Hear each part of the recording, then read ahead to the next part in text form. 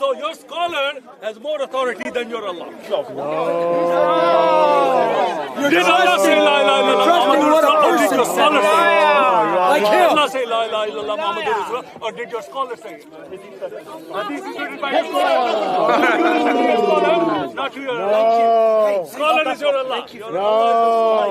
No, really. Right, but listen, I don't want to descend to this. Big belly. Slim fast. Okay. All right. So when Jesus was born of a virgin, it says, "I will give thee a pure boy." Perfect. Protection. Come, let's go over Perfect. there. Come, bring your bag and follow me. Bring your bag and follow me. No, it's all over the world. In a minute, not yet. In a minute. So if you put your bags behind there, no one is going to take them. Trust me, no one's going to take them.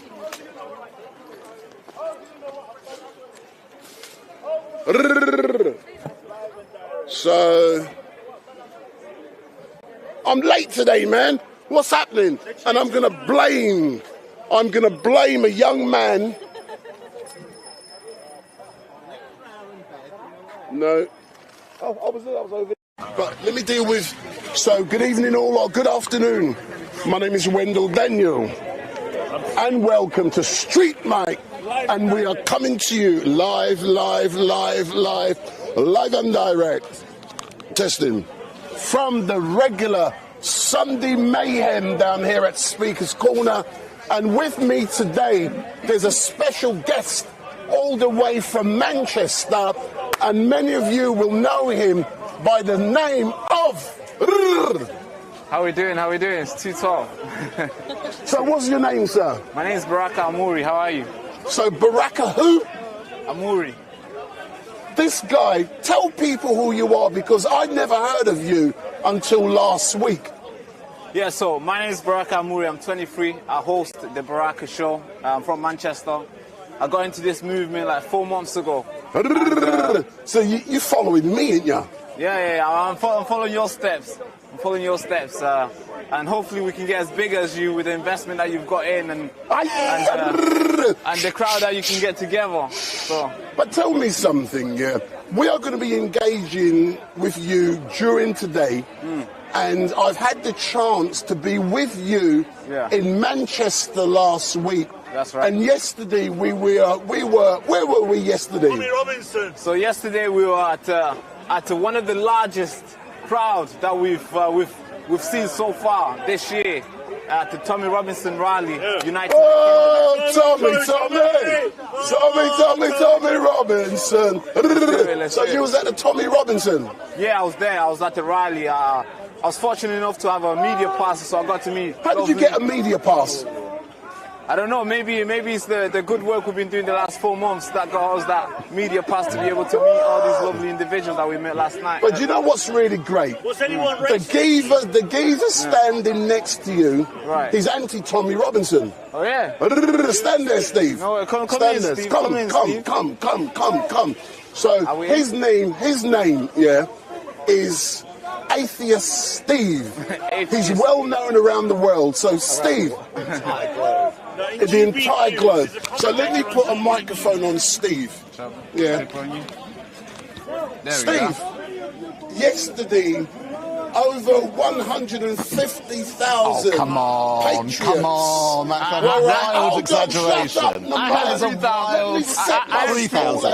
I heard 300,000. 300,000? Any more higher bids? Hold on, let me set my stall out, and then you can agree or disagree. That is a wild exaggeration. It didn't fill half the Parliament Square. Come on. You wasn't there. I was actually. You wasn't there. I was in Parliament Square. You was in the wrong rally, man. Let me turn them. See what they got to learn. When I'm talking, shut up. And I turn your mic, so your microphone is now off. So I got control. You got nothing. So what I'm saying to people is, yesterday, Street Night. Last week I was called a white supremacist. Uncle Tom. So yesterday I was standing on the stage at Uniting the Kingdom 3. I should have been there standing shoulder to shoulder with Tommy. Oh, Tommy. But Tommy was incarcerated, but we'll talk about that, But over 100,000 patriots were in Whitehall. And what was it like for you to be amongst, and this guy was in the press pen right at the front with a beautiful young lady, but I had a better position than you on the stage. What was it like for you to be in a press pen? It was brilliant. It was actually so cool to see those many people together on, coming together as one, uniting the kingdom. There's no any sort of racism, there's no any sort of discrimination, colour or anything. Everybody was there as one, and we're celebrating the beautiful country that we have here. And it's important to have these kind of stuff happening around. That's correct. And Steve, that's what we need. Yeah, were you at Uniting the Kingdom hiding yesterday? I was in the vicinity of Parliament What? Square. Hold on. Hold on. How comes you were in the vicinity of Parliament yesterday? Why did you go there specifically? I went to Parliament Square. I also went to Piccadilly. I went to Regent Street, where there was another protest. See, I told you you was at the wrong rally. I went to both. Well, the wrong rally. Cause, I was also... Look. You see the differences with the rally that Tommy Robinson had. Everybody was lovely there, and we had some couple people. Can I show you someone who wasn't lovely? Who was there? Who? Let me show you. Who? Give me a second. You see, your finger's shaking. You can tell he doesn't know what he's looking for. I know exactly what I'm looking for. When you went to the anti whatever they call themselves, counter protest. No, in Parliament Square. All those guys are angry. They're angry. Masked up and everything. True. I agree. Why are they angry? Why are they angry? Because they're idiots. They're far left idiots. Exactly. That's why you went there. Are you one of them? No, I'm not. They claim to be anti-fascist, but they're the most fascistic behaving people I've ever met in my life. Exactly. Because, and I don't know if you saw the video of when Maya Toosey went round to the left as well. Yeah. I was the one that videoed that. Oh, was it? And that's gone massive. Yeah. That's gone absolutely massive. And there was a bundle, as you saw, if you've seen the video, a bundle of white, middle-class, coloured-haired idiots screaming at a brown man, a refugee, screaming at him, calling him a fascist. I mean, how dumb can you get? Yeah, exactly. Steve, can I ask you a question? As someone who was called a white supremacist last week, that's me, sweet mate. Yeah. You had over 100,000 patriots attend an amazing event yesterday. Why do you just focus on a small element that's there to distract? Why don't you focus on the 99.9% greatness of what happens? I don't know if you're going to be able to focus on this, because this element is the leader of an organisation called Patriotic Alternative, whose name is Mark Collette. Now, if anyone is going to tell me that's an innocent man, that's not a racist man, that man's not an ethno-nationalist, I'd like to hear you. Because he is one man out of 100,000. With a big banner You always that was come there up for with an hour. rubbish. That was there for an hour. In the middle of Parliament Square. I'm sure there was one good guy in that. Yeah, of course. Like yourself. I'm sure. Just let me talk. I'm sure there was one good guy at that counter-protest rally. I'm sure there was one good guy. Would you say that whole group was a good people? No. No, right? So why are you focusing on one person that was at the thousands of people? I will say, I am to answer your point. I am sure there was probably a fair significant majority of people on the side that you are on who are good people, who do have genuine concerns about what's happening to this country. But there were individuals who are not like that. One person. And the main organiser of that group is not the saviour that many people there believe he is. Hold on, rewind, selector. Let's pull back to what this discussion is all about. It's all about uniting the kingdom, not the little and group I would on the support side. that cause. But how I don't wouldn't let me support the set grifter my that organised Bomber style out. Yeah, you went there yesterday. It was an amazing event. They were expecting only a handful of people to turn up. Yeah, were they? Yeah, only a handful. But 100,000+ were there. Yeah, you had amazing speakers. I'm not talking to you. There were over 100,000+ speakers there. Sorry, 100,000+ people there. Yeah, There was some amazing performers on stage, amazing speakers. Well, I'll tell you one thing, their sound system was crap because you couldn't even hear it in the middle of Parliament Square. So they did need to sort that out. Steve, I'm going to address big that. TVs, but the sound was all... Steve, I'm going to address that. A minor point. No, that's the important point people have raised. I'm going to address that in a minute. But in general, what's your assessment of yesterday, United the Kingdom 3?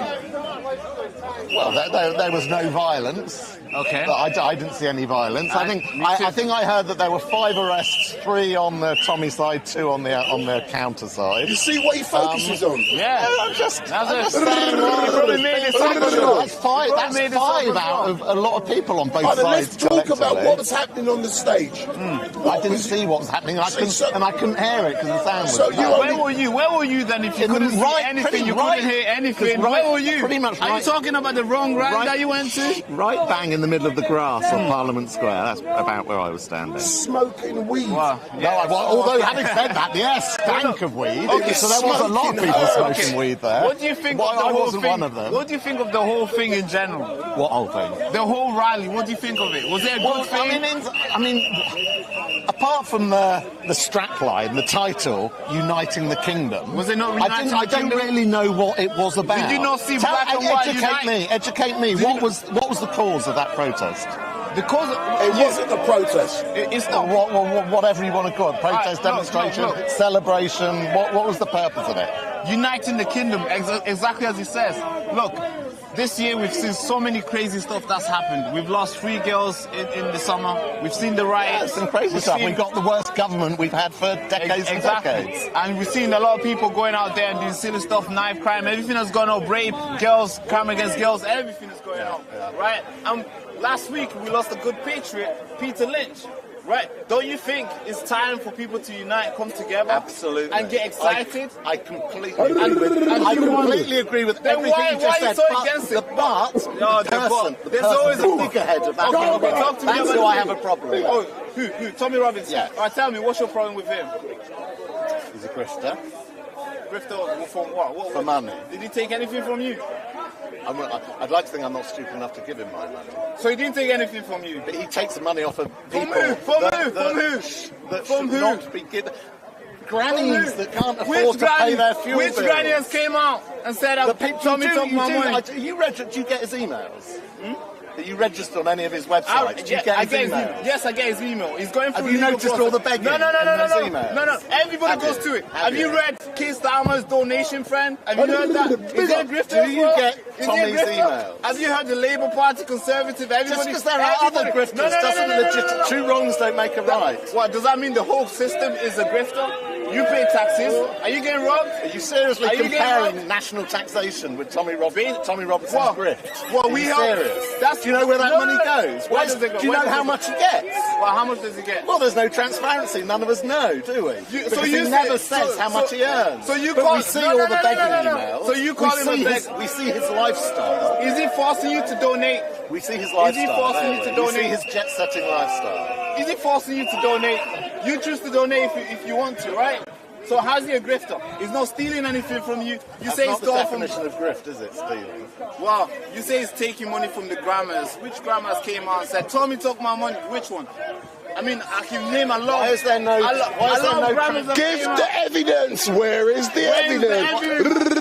Where's the evidence that all the money that he's getting is being used for anything other than? How much do you think that cost him? How much do you think that cost him? Uniting the Kingdom cost him a lot of money. And the sound system was still diabolical. Well, something that the left can't do. Well, he did it though.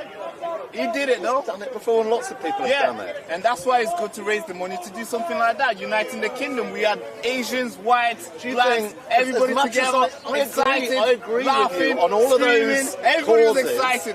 How are you so against that? Do you think he is the right person to lead that? I think there's a person that needs to lead, and I think he's the right person. Yes, he's doing it. And that's why he's doing it. If there was a right person, there will be one. But no, there's not. It's him. Sometimes there's no one there, is there? No one's stepping up. Don't you think it's good that he stepped up? No. I think, like, do you think Andrew Tate would be a good representative to stand up and represent the downtrodden of the world? Do Do you think? Your girlfriend was just shaking her head. I don't want to bring her into it. But do you think Andrew Tate is a good role model to lead us into a brighter This has future? nothing to do with Andrew Tate. No, I'm giving you another example. Do you think Andrew Tate is a good example to lead us into a brighter future?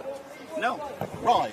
Neither We do are I. talking And about I put Tommy Robinson. I put Tommy Robinson in completely the same ballpark as Andrew Tate. Are we talking? Not the people to lead us into a brighter future. If you're gonna bring other individuals to bring Just around another example of a I don't need drug-taking, If you're gonna give me an example, criminal let's talk about grifter. Tommy Robinson only. All right, Tommy Robinson and the rally yesterday. Let's talk about that. Yes. So you are against Tommy Robinson. You have no proof. You say he's a grifter. You have no proof. Well, we have yeah, no there proof was for the evidence of everything. his You're emails. He throwing sends out- hundreds of emails every month begging for money. Every video he puts out, every thing he video, organises, every it's video. always back. All right. It's the Let's same. look- Steve, look at hold Steve. on.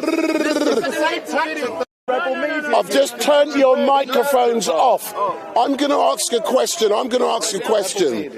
Do you believe, Steve, there is anything wrong with asking for donations, or is it the issue you have is that there is no transparency in where the donations are going? What's your issue?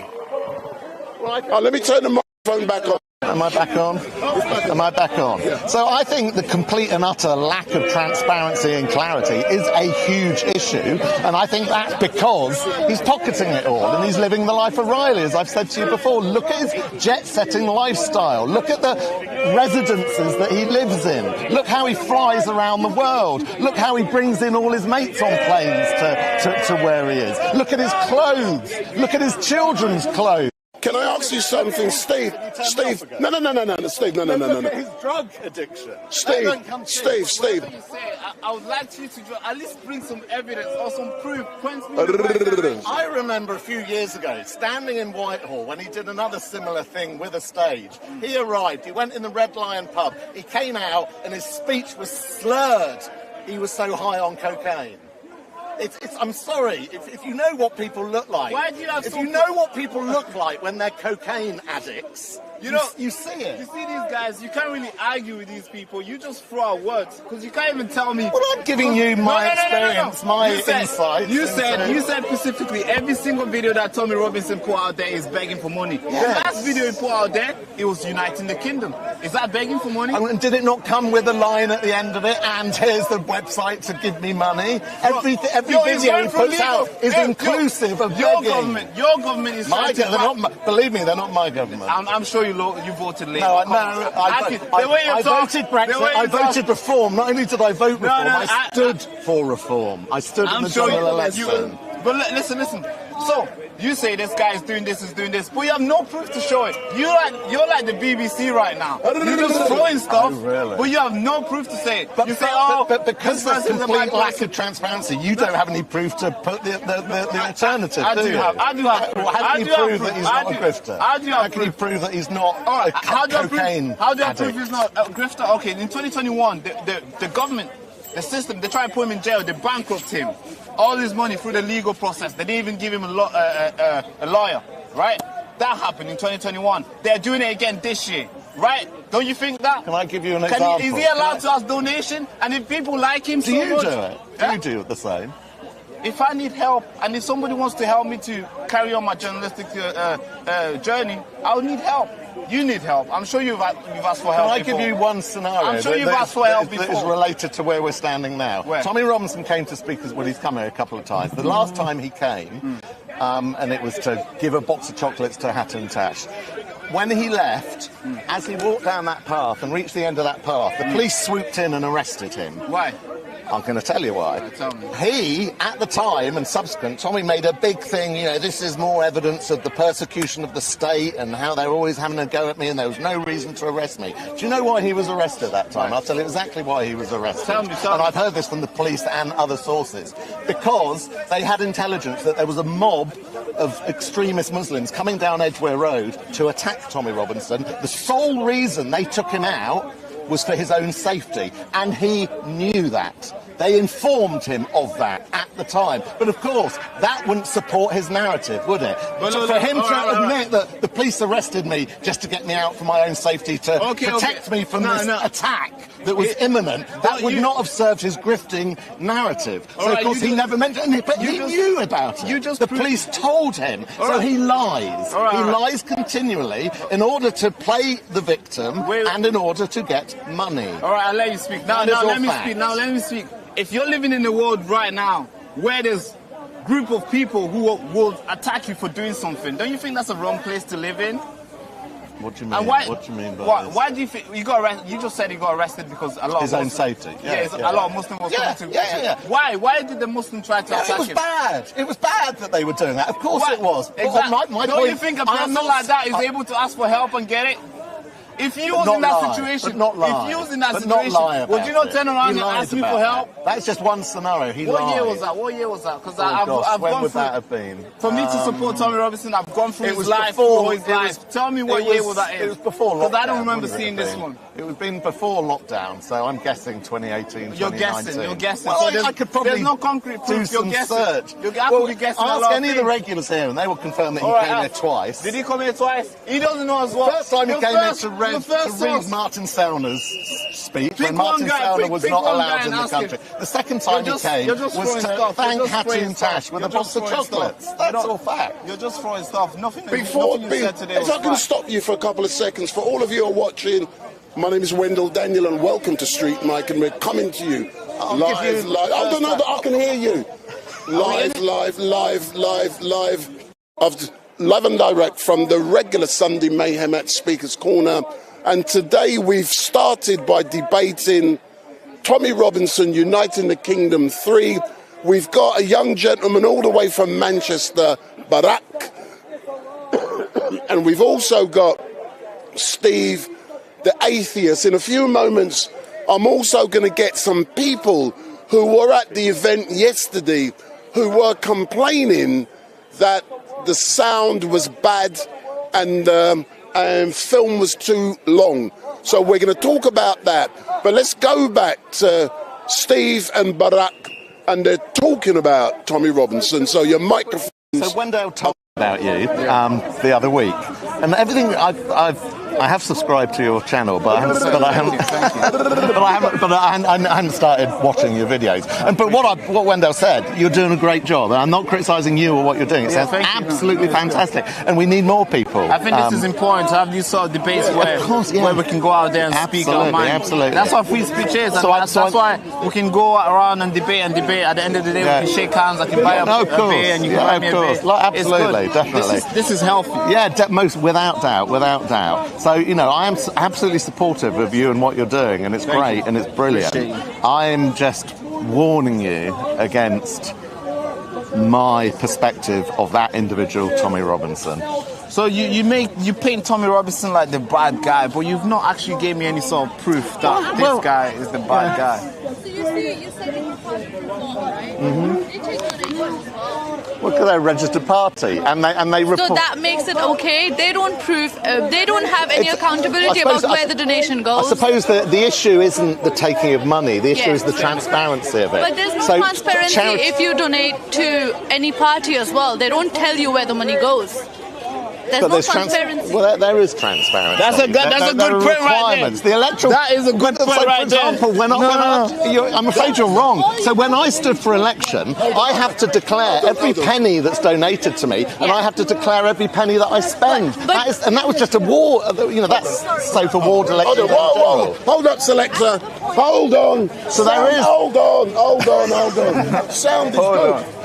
So there is absolute transparency when it comes to the process of democracy in this country. They have to declare everything, but there have been instances people have not declared, and they still get off with it. They get away with it. So we don't know how much money is donated. Look at the current Labour government. They're doing it left, right, and centre. My point exactly. And I'm as critical as the Labour government as I am of Tommy So that's Robinson. what I'm saying. That it's not just one side. So if for you to take advantage of people. All you have to do is register as a party and take donations. That's not cool as well. Or a charity, and charities have to report their funds. Of course. And if just you or me set up a GoFundMe page as well, that's And all a lot there of to be parties seen, do isn't it? do have. But this individual doesn't do any of we're those going. things. Hey, Sardon, let me come in there. Let me come in there to control the debate. So I'm now going to invite two people to join this debate, and these let them stand together. Let them no. Let them stand together. No. All right, come in. Put your microphone on the young lady, please, and I'll control everything by. Let me do it. Keep your one on, Steve. It's a bit thick, that is. That's all right. So, Steve, only joking. So, can you introduce yourselves, please? My name's Amanda. And I'm Jason. So, Amanda and Jason. So, Amanda and Jason, did you attend Uniting the Kingdom 3 with Tommy Robinson's crew down that white... No, leave it on, Steve. Down that white hall yesterday? Yes, we did. What was your assessment on your experiences there yesterday? I think there was more people there than I thought would have been there. I was happy with the amount of people that turned out and the diversity of the people that turned out. But it was a bit long. It went on a bit too long. I didn't think there were. I was disappointed on the amount of people what turned up. I think there should have been. You know, the half the nation should have been there for me. But half of the nation in your assessment should have been there. But the fact was, I say 100,000, I don't know.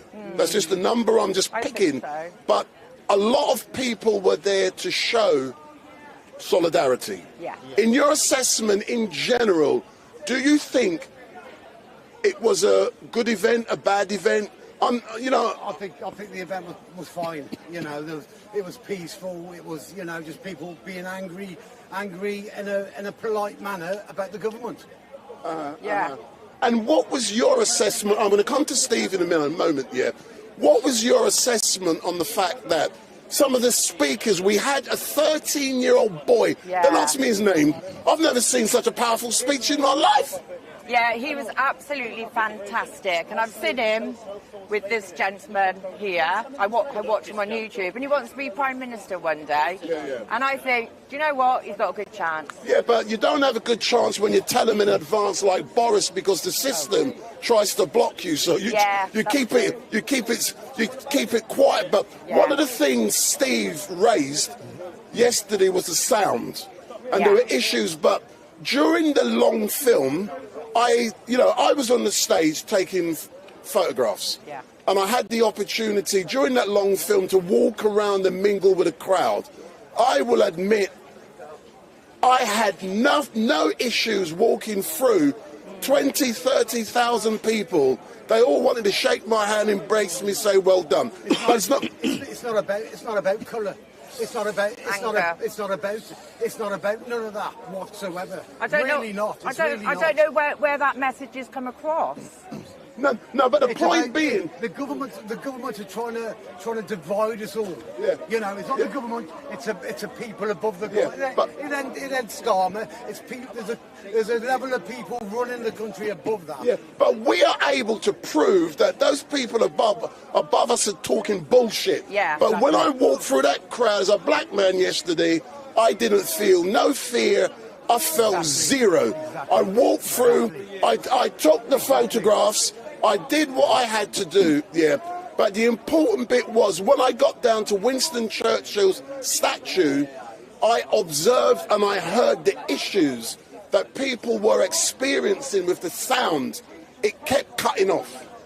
Yeah, we didn't experience that at all. No, I mean, obviously there was a technical fault along the way. Unless it was interfered with. Yeah, but how did the long 1.5 hour film affect you? That would have been too much for us because we've been standing a long time anyway. So it was probably too long for us. But we got to watch it. We got to watch it when we got in on the night. But I want you to look into the camera. Then I'm going to come to Steve. Tommy Robinson's team will be watching this. Tell them what you think of how it all went, and was it a great event? And what recommendations would you make to make it better next I think time? they've done a fantastic job galvanizing the people. They put on a good. No, mate. I'm not a racist. I'm not a racist. I'm not a racist. No, sir. I'm not Sir, racist. sir, don't be distracted. I permit people to say what they want to say. So going back, don't listen to him. Going back to the question, what was your assessment of how good it was or bad it was? What recommendations would you make? Probably make it a bit shorter, the actual film. I don't know what else really. You know, speakers on the stage need to be a bit more diverse. You know, and a bit more vibrant. It needs to be a bit more vibrant than that. A bit more upbeat. Yeah. It really did make me laugh when the 13-year-old came on. It was brilliant. We never particularly came for Tommy. We came to support, you know, the movement. The movement, basically. You know, the British movement, not Tommy. You know, he's part of it. For me, it weren't Tommy. For me, it was just, you know, the state of the country is, you know, it's declining fast. So in summary, you think it was a great event. They need to improve the sound, the content. The videos should not be as long, but in general, you are happy.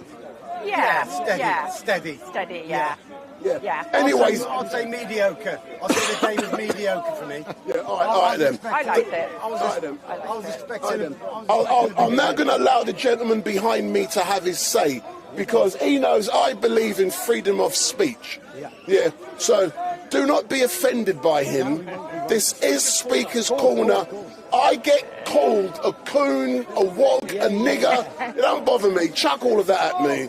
This is Speaker's Corner. They can say what they want. So go around, sir. Oh, you chuck. Say what you want. Off camera, I'll speak to you off camera. No, let's talk. No. You can stay there. I'm not going to show you. Okay. Listen to me. All I'm going to say is one thing. Anyone who supports Tommy Robinson is a fascist far-right hooligan. Now, I'm going to say... Do these two look like that? Again. Let him say what a lot of the working class in this country are angry, bitter, because the factories have closed down, the jobs have gone elsewhere, and they want to blame a specific group of people. This group of people, sorry? No, it's not the government you want to blame. You want to blame immigrants. Immigrants who... I'm telling you, it's the government we blame. It's nothing to do with Tommy Robinson. They're doing it to you. Nothing to do with Tommy Robinson. I was born here. I'm not an immigrant. I was born here, by the way. So was I. You just said it was Muslims. You just said it was Muslims. They're doing it to us. No. They're doing it to us. I disagree. The government. What have the government done? Labour is good. The Conservatives, listen to me. The Conservatives are the ones who... Wait. The Conservatives are the ones who read the news. The Conservatives are Labour. Their policies are 10 times better than the Conservatives who have... Which policies is that? Stop the people. Since 2010. Which policies? What have they done? Are we talking about Tommy Robinson or not, or do you want me to move on? Go back to Tommy Robinson. Why do you love Tommy so much? Tommy Robinson is a fascist, anti-Islamic bigot. Now, what he spews, the anti-Islamic words that he uses every single day in his YouTube channels, he's been taken off YouTube, but those channels that he appears in are very derogatory. As a Muslim in this country, I fear... Does Tommy Robinson hate Muslims or some Muslims who have been doing certain things in places like Rochdale, Telford? There are criminals in all races. If he's going to call out those criminals, I'm for it. But all he does is he blames Islam and Muslims, all Muslims. But do you know why he's blamed them? Why he's blamed them? He hasn't mentioned any names. Wait, he hasn't mentioned any names. Do you know, answer my question, do you know why Tommy Robinson has been raising awareness of what's been going on in Telford, Roxton? Do you know specifically why? I know the reasons why. There are criminals there. Criminals there that are in gangs who... Did it happen to his family? I don't have much knowledge about that. But all I It have happened to his family. Okay, a lot of things have happened. Negative things have happened to all of So our families. he wanted But I'm to not do going to say something this about group it. of people are this and this and this and that. Look, He's got Muslim friends. He's got he Muslim doesn't. He friends. doesn't. He gets paid. Yes, He he gets paid does. by external agencies. Yeah. Which external He agencies? gets paid by external agencies. Which? Think tanks. Yes. Think Pay- tanks? yes, Which that think pay tanks him. are paying? No, he doesn't. Can you name any? Do you know something? Can I ask you something, sir? Can I ask you Douglas something? Murray's think tank. Yeah. I'm What's not that called? showing you. I'm not showing your face. But where do you get tell your me. evidence? Is it Professor Google? Yes. Where'd you get your evidence, Look. Professor Google? Look. Yes or no? I've grown up with Tommy Robinson and his ilk. I know What do you they're on. mean him? Have I you know grown they're up on. with Tommy? Yes, I've grown up What, with him. in? Not with him. But But he's where the have same you generation grown as- up with his ilk? Okay. Where? I know a lot of people that have come from That's Luton. not my question. No, wait. I know a lot of people that have come who have lived in Luton, that know him personally. Now, Tommy Robinson, he is actually broke, and what he needs is money. And the only way he can make money is by dividing. He's broke. Yeah, he's okay, good. All of these cliches that are not supported by evidence is making me move on. So for those of you who are watching, my name is Wendell Daniel and welcome to Screen Mike. And we're coming to you live and direct from the regular Sunday mayhem at Speaker's Corner. Barack, I've turned their microphone off. Are you loving what you're seeing and hearing?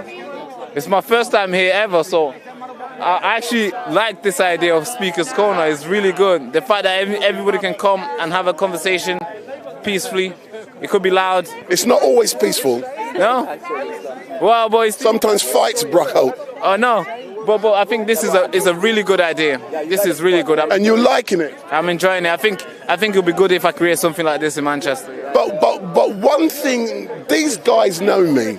Yeah, I permit them to say what they want to say. Yeah, if he wants to be anti-Tommy, it's important he says why. I believe when they open their mouths, they demonstrate how dumb they are. And the only evidence they have is from Professor Google. Yeah, exactly. And usually Google is controlled by the far left, so usually they're gonna make it the way they want it to be. So for all of you in the house, DJ Media, DJE Media is in the house. Big up. I promise you it will. So listen. So I'm coming to you in a minute. So hold on, shut up.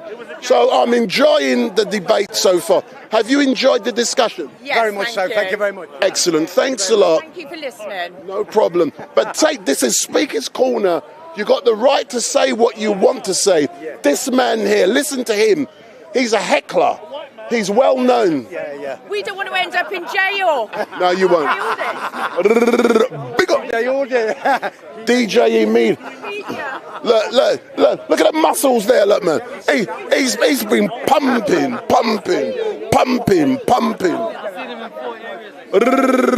So, thanks a lot. Hey. So I'm not. What? Sorry. I wasn't doing anything else. So no. I'll do it twice. Big up, street. You got Jeremy now in the house. Hold on, and Jeremy. I want to talk about Chris Cabba. Right? No, Yes, hold on. yes. We're going to talk about Chris Cabba in a moment. Yes. It's next. But before we talk about Chris Cabba, there is a man who's meant to be watching. His name is Ken Hines. So Ken Hines, if you are watching, and the guy I'm going to ring in a minute, he's a heavyweight. Yeah, this guy, anytime there's shootings or knife crime, the media rings him, and I'm going to ring him in a minute. So, sir, we're live and direct. So, Steve, in regards to Tommy Robinson, then we'll come into you. Anything to say before we close? Then we're going to talk about Chris Cabba. A lot of what was just said I completely agree with. This country's in a dire state. We've got the worst government practically since records began. You know, what Starmer and his bunch of clowns are doing is so diabolical on every single front. So yeah, people are very, very worried, and there's a lot that's broken in this country. I mean, it's hard to think of anything in this country that isn't broken, quite frankly. Even Are you broken? Are you broken? Well, sometimes. His spirit is broken. You've got a box of tissues. No, but my point is, as broken as this country is, and as much healing and mending and reform they need, big R or little r, this country needs, Tommy Robinson is never the answer to this country. Never the answer to this country. How about Nigel Farage? What about Nigel? But I'm not saying that. Like you've seen it. You've witnessed it yourself. He and his group are not racist. You were completely welcome there as a blackface, as was Barack and as was a number of others. Yes. But we can't deny there were one or two very racist people there. For example, Mark Collette. There were alcoholics. And those so-called ethnats come out like vultures whenever Tommy Robinson is in jail. Because to give Tommy some credit, he does battle to keep those racists out of his movement. So credit to him for that. But whenever he goes in jail, they are out like vultures. And that's exactly why Mark Collette was out yesterday. Is that why you was out yesterday? No, it was not. You went out yesterday. I didn't even know like he was going to be there. They are like vultures for the money, because they know how much money Tommy is making, and they want a piece of that pie. That's why they come out like vultures. They want the money, and they want the voter base. So it's not the answer. So thank you very much. We're now going to speak about Chris Cabba. So stay there. So Barack, got there. We're now going to speak about Chris Cabba. Let me set my stall out first, yeah? Go down. Do you want to start from the beginning? No, let me set my stall out. Don't talk, because people can hear. So for those of you watching, my name is Wendell Daniel, and welcome to Street Night. And we are coming to you live and direct from the regular Sunday Mayhem at Speaker's Corner. And we're now going to talk about Chris Cabba. Yes. And for those of you who do not know, Chris Cabba is the young gentleman who was shot and killed by the Metropolitan Police in Croydon on the 5th of September 3 years, I think 2 years ago. No, you attended his visual, you should know. Let me set my stall out. So he was shot and killed by a firearms officer who was, shut up, who was later named, he was NX121. I'm cutting your microphone off. Yeah, your microphone is now off. Yeah. So he was shot and killed by Officer NX121. After Officer NX121 shot and killed him, eventually he was charged. No one can hear you.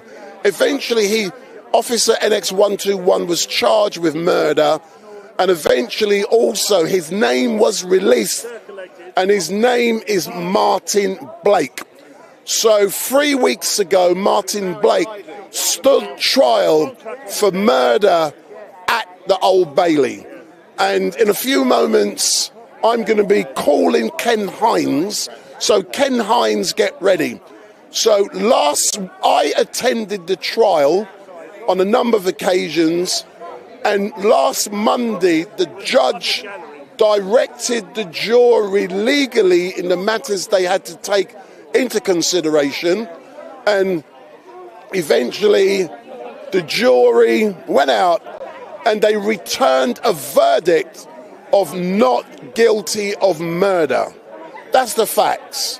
So I'm now going to invite people to comment on the fact that either Chris Cabba was shot and killed or Martin Blake was found not guilty. Which one do you want to discuss? I want to discuss the criminal life of Chris Cabba. So, over to you. Over to me. First of all, let me tell you something. The British public were fooled, were absolutely, hoodwinked about his criminal past. Now, that is bang out of order. Now, I didn't know, because Street Mike was following Chris Cabba's story for 2 years, ever since he was shot.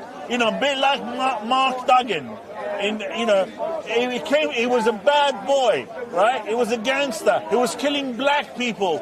So then the white community, the white police did actually a favor to the black community by taking this guy out. Because had he gone forward, he would have killed a lot more black people. I agree with So that. Black Lives Matter. So I think we're meant to disagree here, but somehow I agree with your thing. Because here's the thing that we have to maybe address, right? Black on black crime happens nearly every single day. And that is not reported the way it's reported when a white person kills a black person.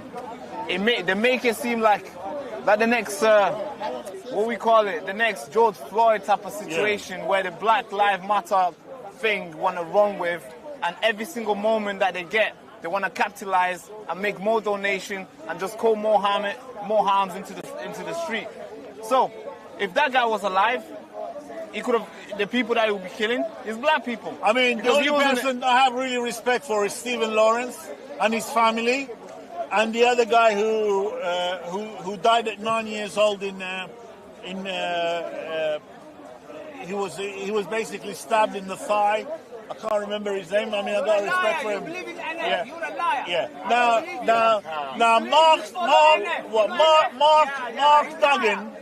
Mark Duggan.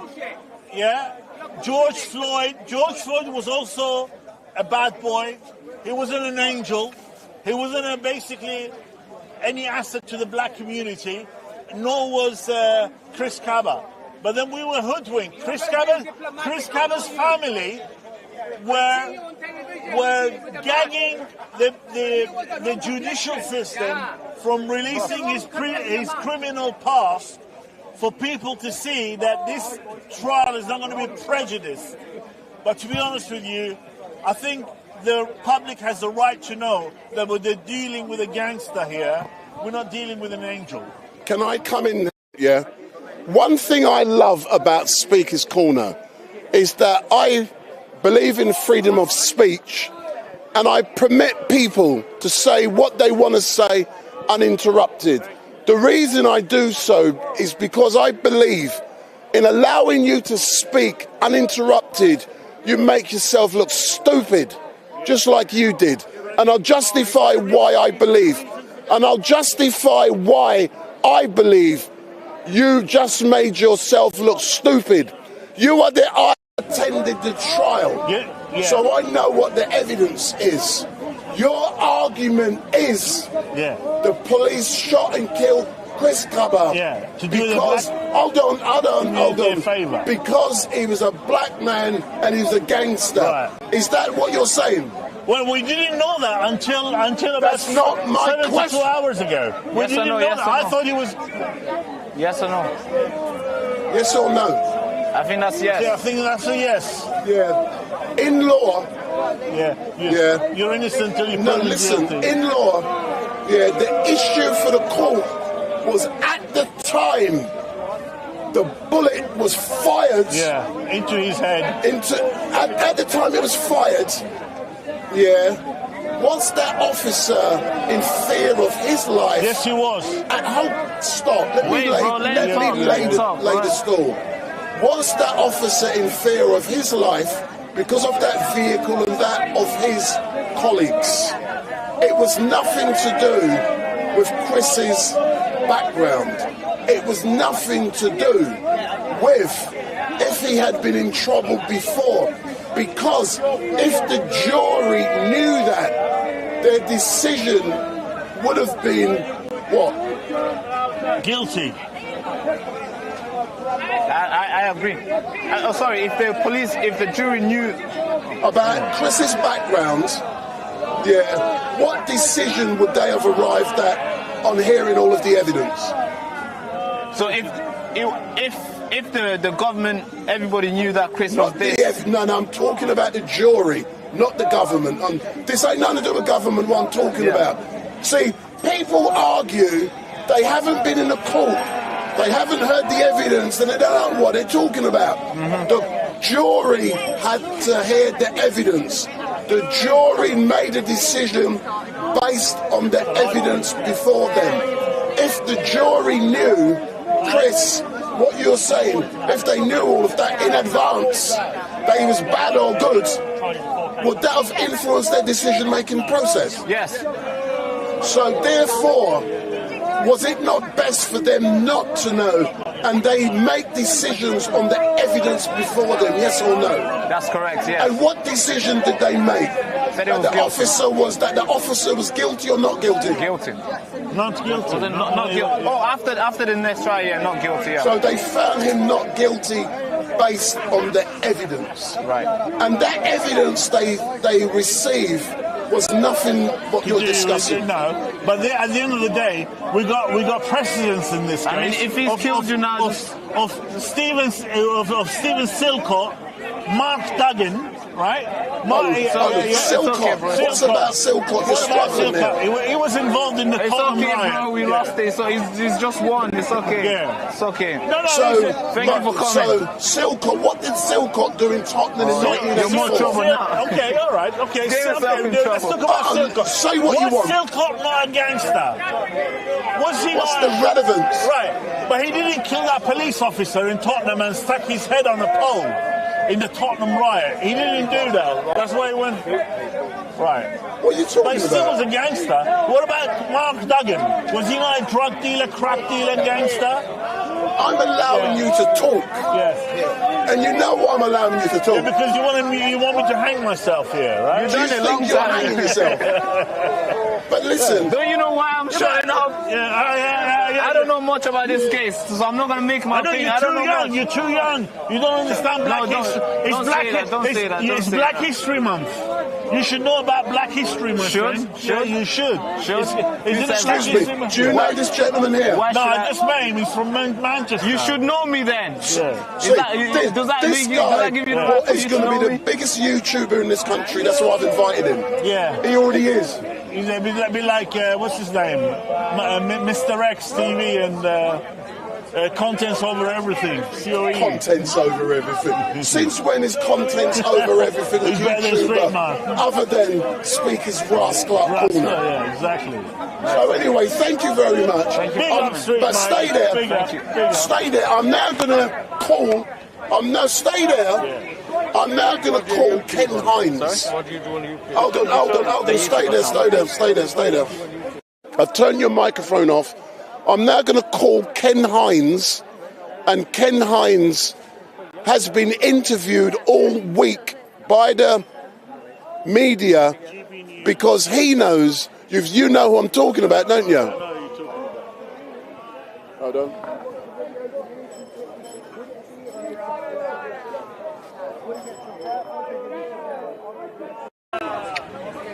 Ken! Hello. Hey, just to let you know, I'm live and direct at Speaker's Corner. We're currently just talking about Chris Cabba.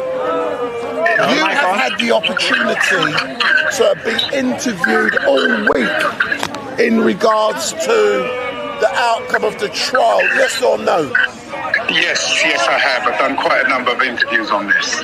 Can you tell me which TV or radio stations interviewed you? Yeah, GB News, Talk TV, LBC, Radio London, to name a few.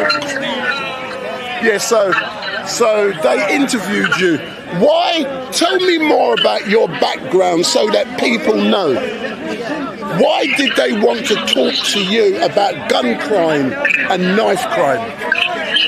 Because for many years I have been involved in tackling knife crime, not actually being a conflict engagement specialist, where I got called in when there was serious violence, particularly in the black community, by Operation Trident.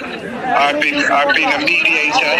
I'm also a mentor to some of these young people, and I'm also, as I said, a conflict engagement specialist, stepping in, stopping confrontation turning to violence. On top of all that, I'm also the chair of the Harrogate Independent Stop and Search Monitoring Group. All right then, so let's talk specifically about Chris Cabba. What is your views on the fact that officer has been found guilty by the jury. Not guilty. He's found Sorry, not guilty. sorry, that's a Freudian slip. Not guilty by the jury. Well, first of all, I felt that the jury's hands were tied. I was astounded that CPS brought a charge of murder when previously 83 previous police death engagements has never led to one officer's being found guilty of anything. So my thing is simply this: the CPS would have realised that even though it might have met the threshold for a murder charge, what would have been the likely outcome of getting a positive outcome from 12 jurors, and it would have been nil. So they would have had to try to find another avenue in order to get a positive outcome. My thing is simply this: they misled the public and then misled the family, raised the expectation, I said, without having any kind of real prospect as to how they were going to do that, make it happen.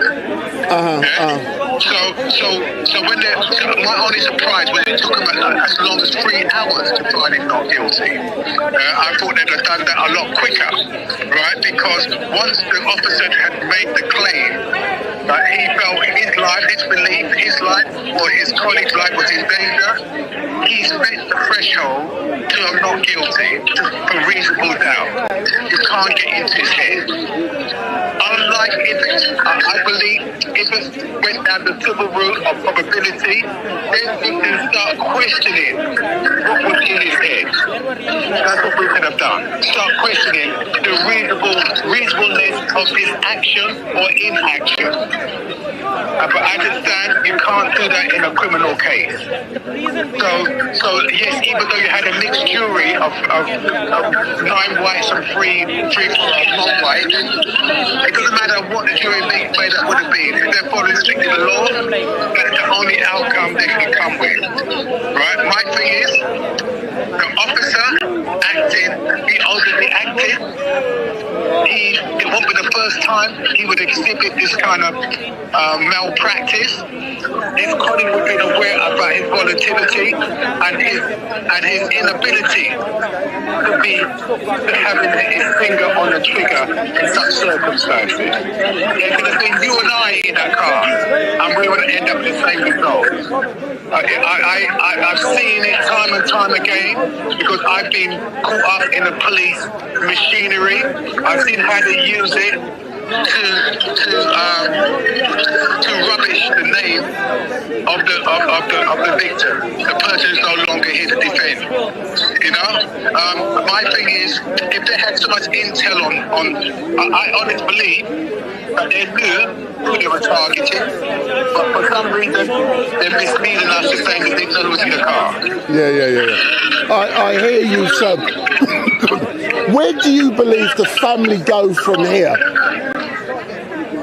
Look, whatever the family do, they have an uphill battle. And the way that they purposely put this information around how he's got into the club and he shot this person, and some people now got him down as a murderer.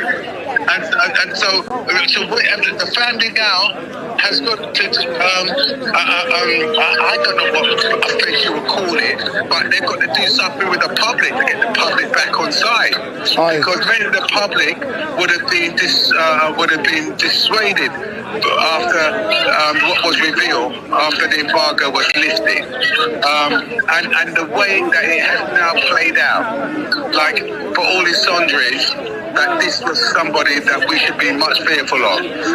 We've got to realise this is a tried and tested thing by the police to always put things out there to gaslight the community. Yeah. A question for you, Ken. Ken, a question for you. Yeah. Does this case not set a precedent that in the future, if someone is driving a car, the police are now justified to shoot them because they believe their lives and the lives of their colleagues are now in danger? Yes or no? that's always been there. It's always been there. It's nothing changed.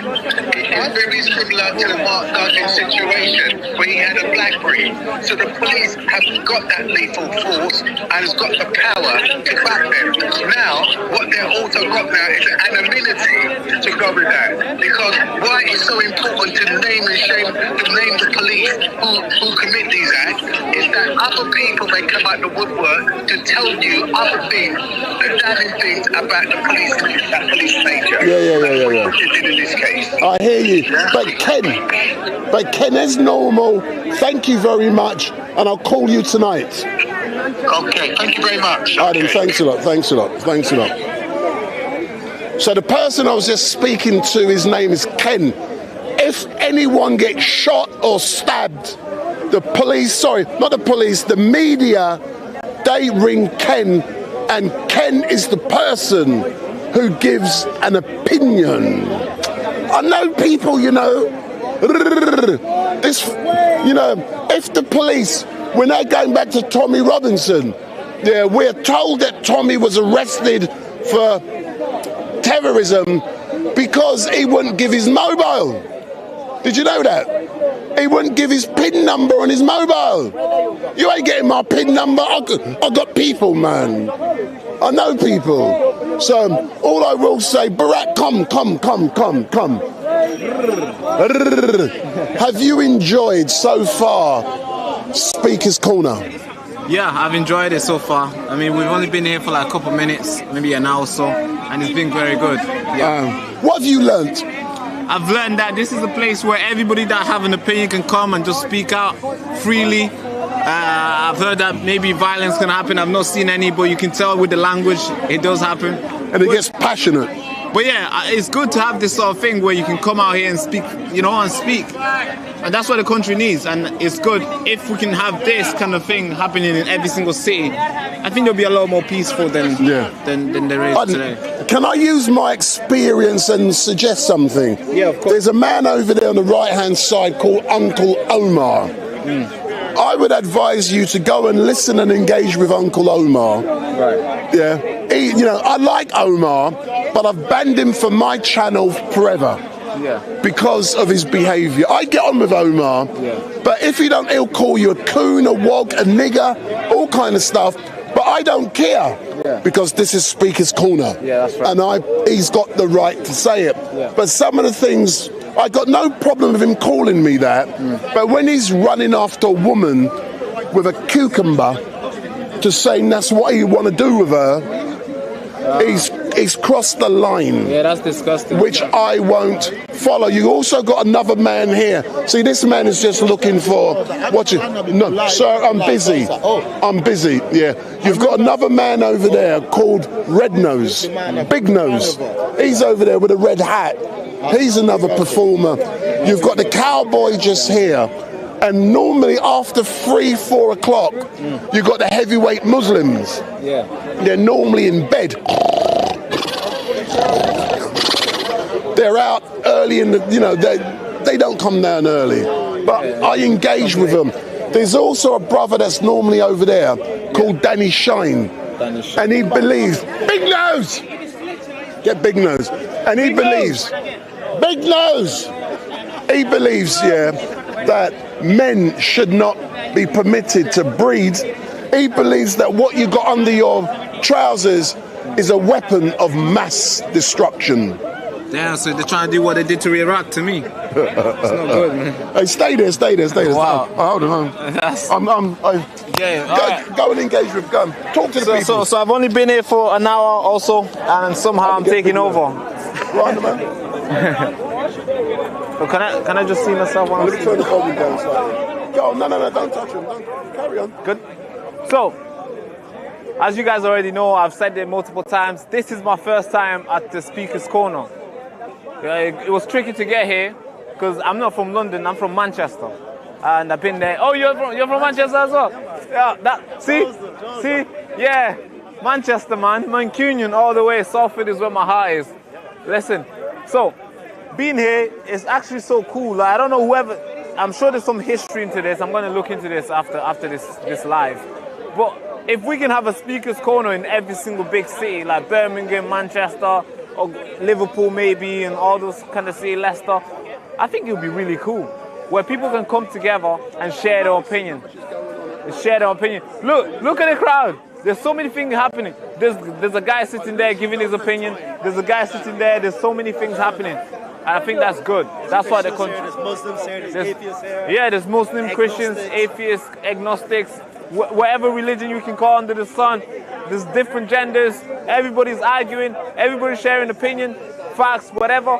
And it's really good. Yeah, you want to come in? Did you attend the march yesterday? No. So I was at the march yesterday. Was you there? I was there. Yes. What do you think of the march yesterday? Are we in the cut? Very peaceful.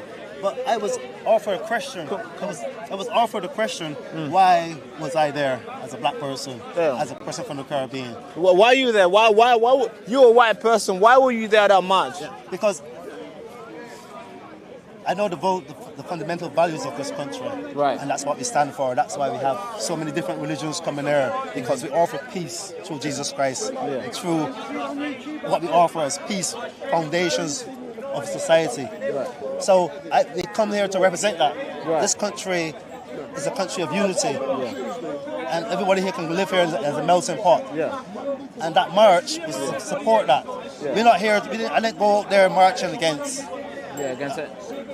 What you call racist people. Yeah, racist or Islam or anything. You went there to I didn't take that march because I'm a racist. Yeah. Because my friend said to me, "You going to Tommy Robinson march?" He said there's going to be a lot of racist people there. Yeah. I said you need to do an investigation. Yeah, you need to go there yourself. You have to go yourself. And I asked him one question. Give me one statement that Tommy Robinson said that was racist. They don't know. What did they say? Did they say anything? Can't say anything. They can't be the first one because nobody has ever said anything. Nobody has facts. Yeah, I also implement to him that if you have on Doc Martens, come on in. If you have on Doc Martens, Bamako, if you come with that skinhead old attitude, you will not be allowed into the crowd. So there's no racism. That was a patriotic march. Yeah. And the reason why I joined that march because my grandfather is what you call Windrush. Windrush generation. Right. So my grandfather came here, he fought in the war. Oh yeah. Yes. And then obviously he came back and helped build the country after the war. Yeah. So we have ancestors here. My aunties, cousins, London to Manchester. Everybody here. So that's why I come to that march for. To represent Britain. So are we in the cut? Just making sure we're in the cut. Daniel, are we in the cut? Yeah. Just want to make sure. So your parents and your grandparents have contributed here. They fought in the war, and they've done so many things to build this country for what it is today. And don't you think it would be so weird for people to say you are supporting the racist? Yeah. Don't you think that would be very disingenuous for the grandparents who fought in the war? What would you say to those people? I would say to them, first thing first, I raised them very conservative. I raised with two white people in my family in Barbados. Two pictures of white people on the wall in my country, my grandfather's house. Right. The first one was the Queen. The second one was Margaret Thatcher. And I was like, that's really cool. I was like crazy at the time because I was more. I call myself a centralist. So I'm not on the left. I'm not on the right. No. You're just in the middle. I'm in the middle. You question everything. Yes, I question everything, and I stand centrals for Christ. Right. But what I see has been happening with this country is that people have been coming here. For not for legitimate reasons. And then they're trying to change the whole society.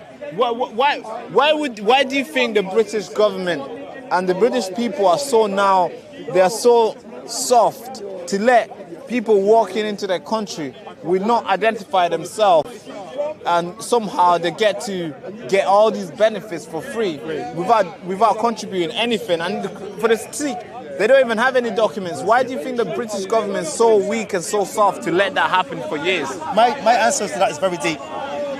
Tell me, man. Let's go as deep as possible, because the nation needs to know. Slavery is very deep because I place it on slavery. Right. Every country economy gets bigger because of immigrants. Right. Immigrants. If there was no immigrants here, the country would die. Right. So they want to allow certain amount in. They have to allow a certain amount in. Right. Obviously, we have the United Nations Convention on Human Rights as well, and for refugees. So we have that part we have to do as well. But there's a reason why they let them all in. What is the reason why they're letting people, undocumented people? I'm sure there's somebody in India who's working hard, trying to save his money so he can get a visa, so he can come to London and hustle and make money for himself and help his family. I'm sure there's a lot of people like that. But if we just let anybody who comes in the boat, straight away, settling in, without contributing anything, don't you think it's disingenuous for the people who work hard, who buy a visa? Like right now, my girlfriend right there, she's on a visa. So her visa is going to end soon. She's going to have to renew that visa. It's a couple thousand, it's not 100, it's not tens, it's a couple thousand. Don't you think it's disingenuous to her when they let people who don't have visa just walk in for free and get all the benefit? I mean, we're still subject to that UN Convention on Human Rights and Refugees. So we have to play our part in there. Can I come in here 30 seconds? Yeah, come in. I'm teaching Barack something, yeah? When you got microphones, you don't have to do what he's doing. You got one there, just talk. All right, for me, I have a very long immigration history. I have a legendary immigration history here. My immigration history started from 1998. I came here in 94, and my immigration started in 1998. I've been in detention twice. I've seen people come into detention, and at that time I was very good. I was very versed in immigration law because I represented myself. But I see people came into detention centers straight off the boats or wherever they came from. They rip their passports up, so they can't tell their age or their identity. They claim to be kids under 16 years old. Yeah. And they get asylum. Some got refused, but eventually they can't deport them because they use their head.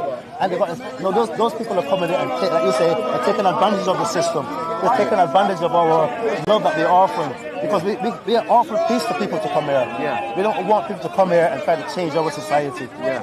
Because you're running from a society, you're running from a farmer, whatever reasons in your country, and you come here and then you want to bring those values here. We have different values here. And when they come to this country, they should respect English values. So if I can come in there, we are having an amazing debate, but I'm going to move on because there's so much happening. You two can carry on your discussions, but are you enjoying it, sir? Yes, I am. And I also enjoyed yesterday. He's from Manchester, this guy. Yes, sir. Oh, you know him? No. Same country. It's from Manchester. It's good to see that. Someone's got to come from Manchester, but thanks a lot. Okay. Thank you so much. Thank you very much. Thank you for coming in. Yeah, but I've been through immigration. I spent 6 months in immigration detention. I was married to 2 English women. Yeah. You know what I'm getting deported for, or trying to deport me for? They're trying to deport you. Driving offences. What offences? Driving offences. Driving offences. Driving offences. The biggest one is driving while disqualified. So you can imagine why people are marked. Because people are getting coming into this country that have big criminal records. And they're committing biggest crimes and they're still here. Yeah. Me who committed a vote next week, not Monday or Tuesday, 10th of November, Guy Fieldstrike is the election. And we want people to believe that God is going to raise up a new president, Donald J. Trump, who is going to take over on the 6th of November, and he's going to make America great. So for those of you who are watching, my name is Wendell Daniel, and we're now going to chat to this rebel, this Donald Trump supporter. Here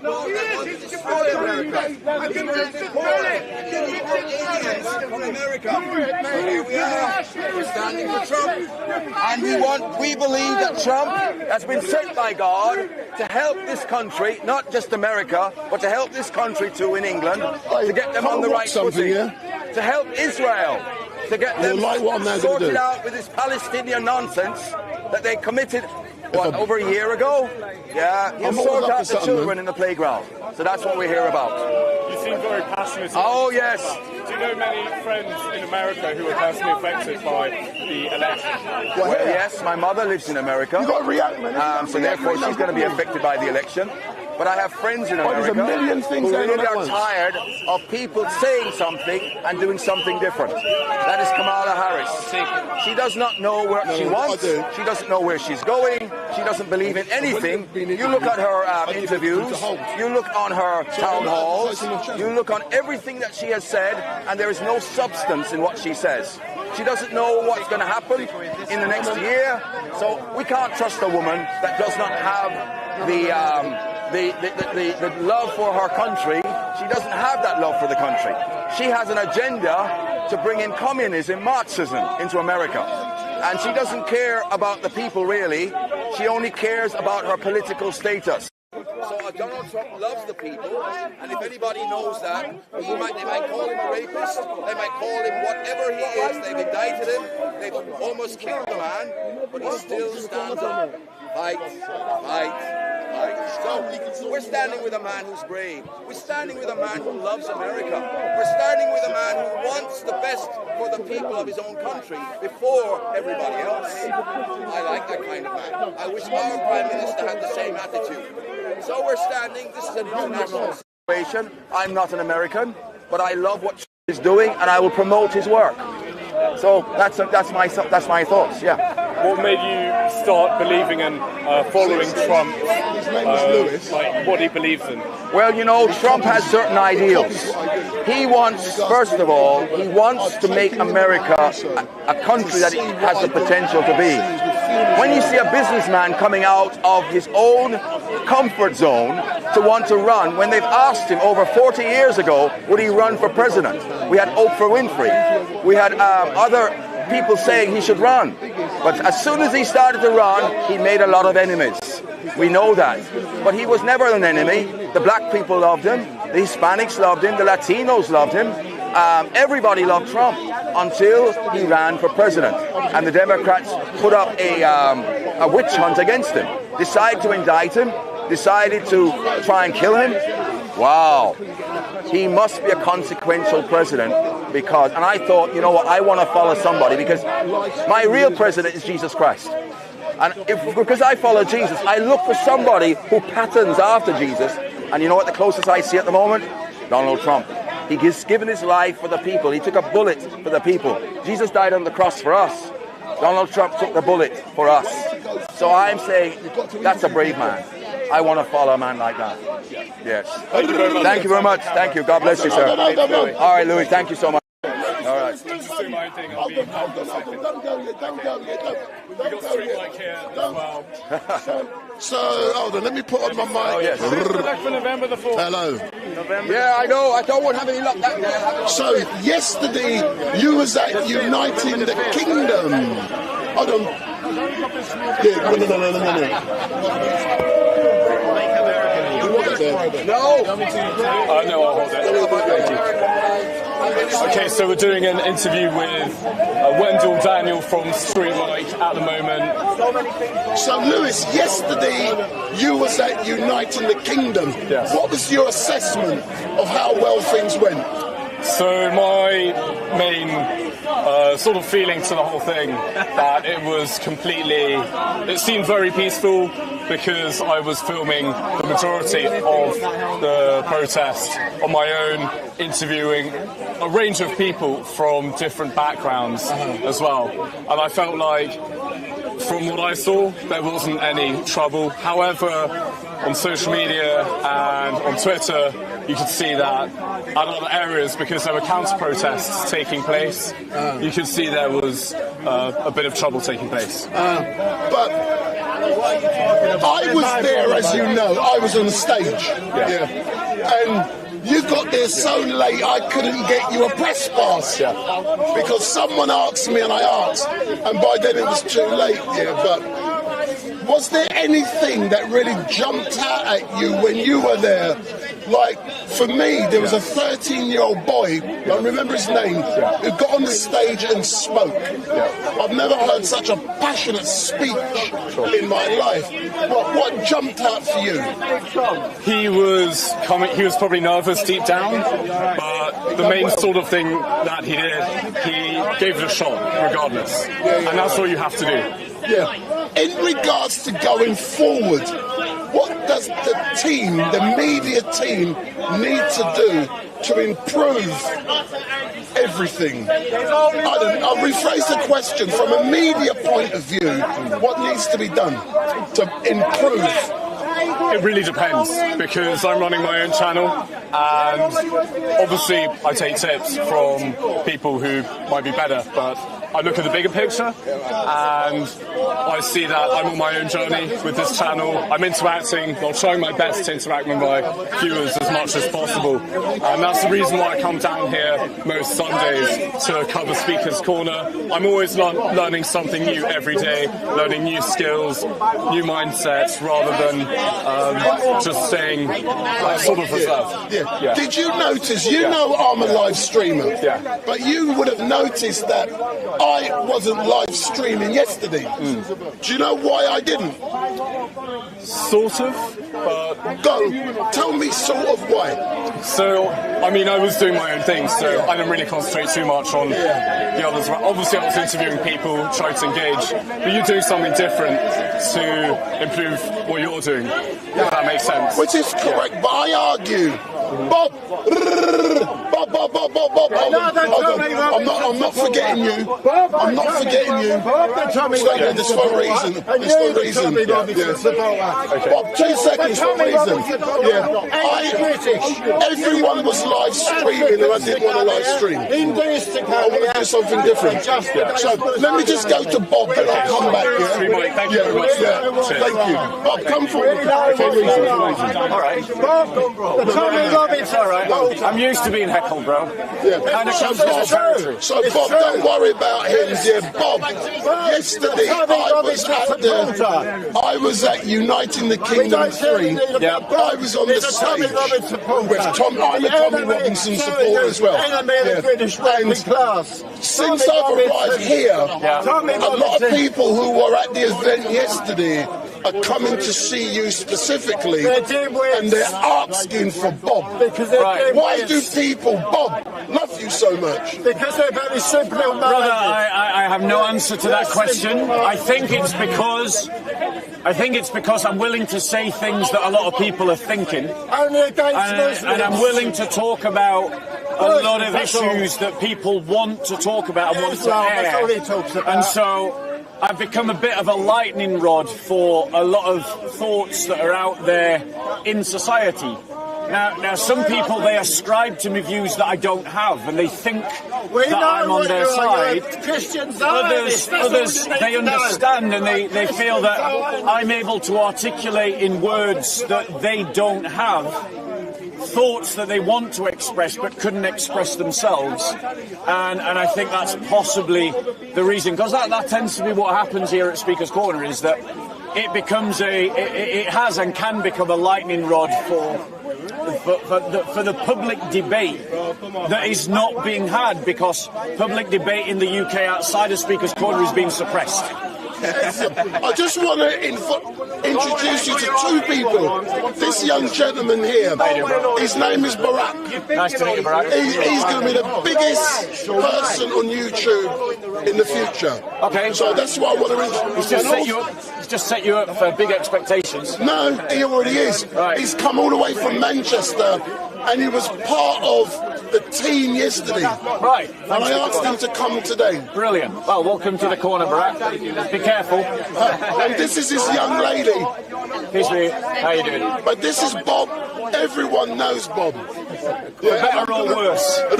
Not everybody likes knowing Bob, you know. But I look forward to interviewing you. Do you want to do it now? Do you want to do it now? Yeah, let's do it now. I'm right Bob here. gets pissed off every time he walks in. Excuse my language. I stop him, don't I? You do. But you feel free to go ahead with. So can we do some politics? Do it.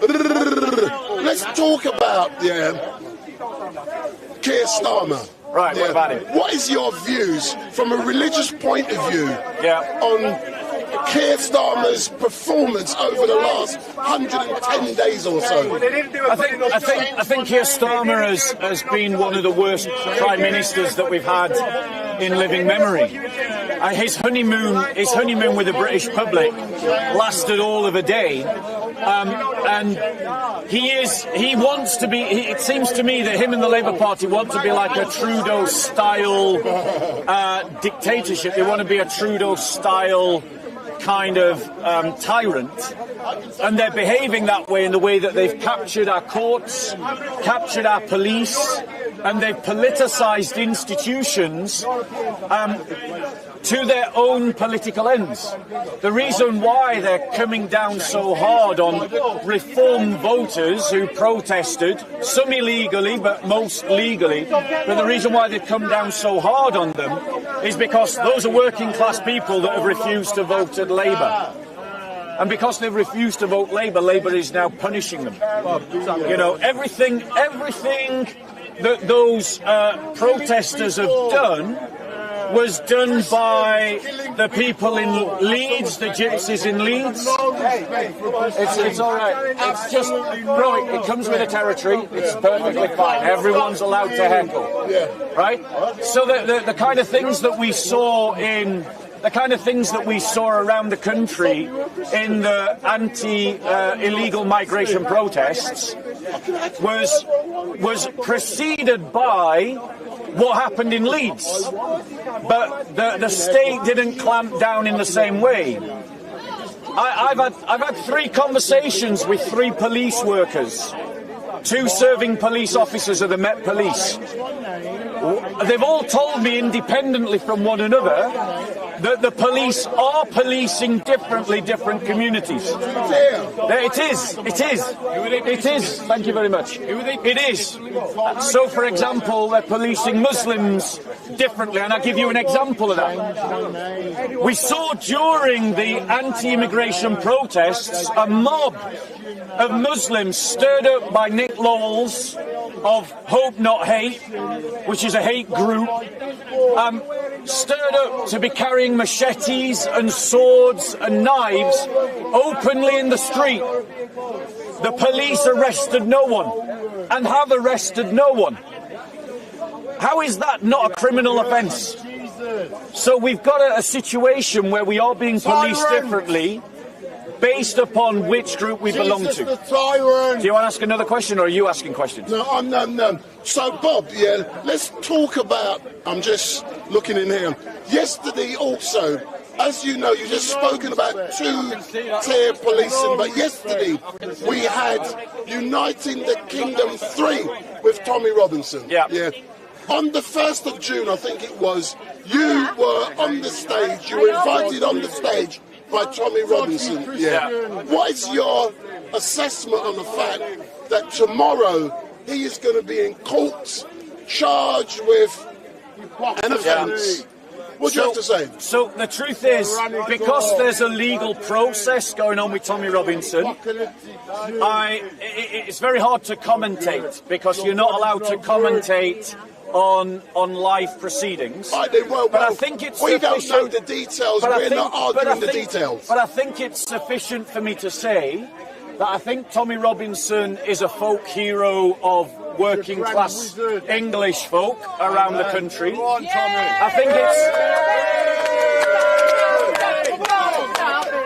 I think it's also fair to say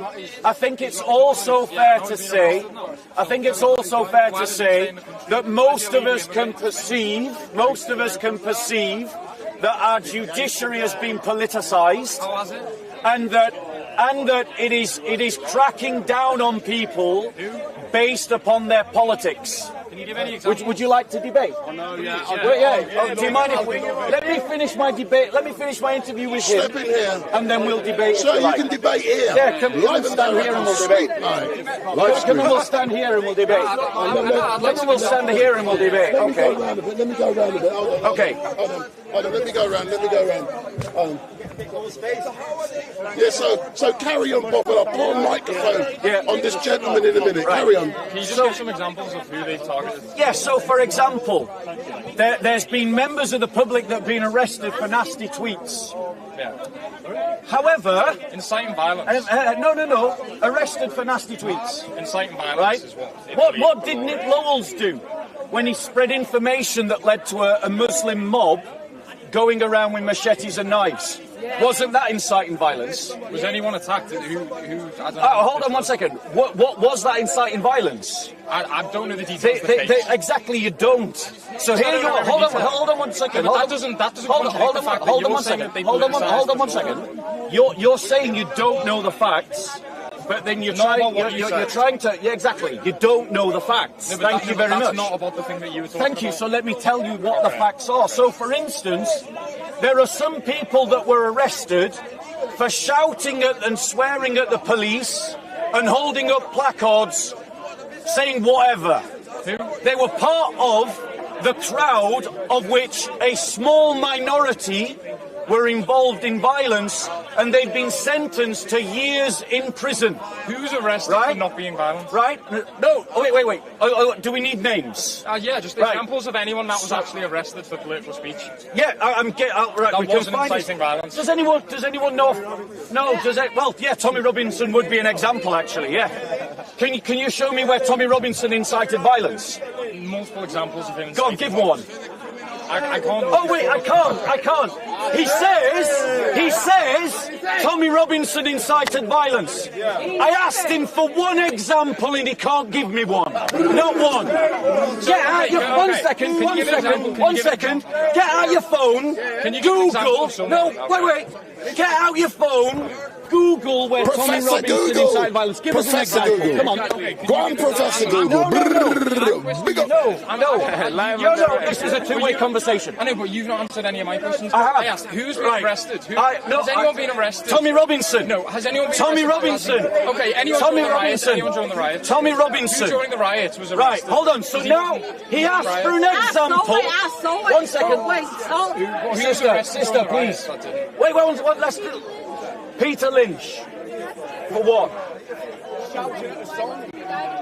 What? But did he incite violence, or was he the guy that was just shouting at the police? Right. Okay. So...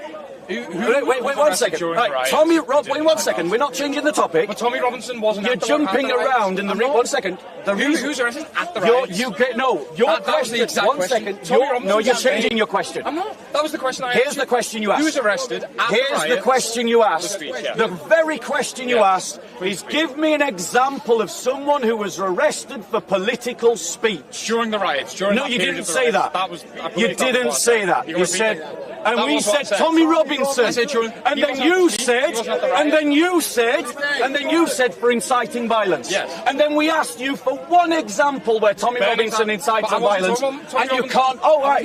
So we gave him an example. But because he can't back Can you show me a video of Tommy Robinson? Because he can't back up. Where was Tommy Robinson? Because he can't back up the point that he made. Because he can't back up the point that he made. Tommy Robinson wasn't in the UK. Right, so you're running. You want now? Are you denying? Oh, wait a second. Are you denying that some people have been thrown in prison for shouting at police officers? But not participating in violence. There was a riot, but some people were arrested just for shouting at police officers. During a riot in which people have set up Are you denying that? Hotel, No. Part of that crowd, Are you denying that? Are you denying that? Are you denying that? Repeat your question. So what you're saying is they're guilty by association. I'd say if you're part of a mob and that mob set alight a hotel full of people. No, not everyone. All of them. Because all of them went arrested. No, there we go. Were all of them arrested? Thank you. So we've established the principle that you're not guilty by association. So what about the man that was arrested not because he tried to burn down a hotel, not because he used any violence, but just because he swore at police officers and shouted? What about him?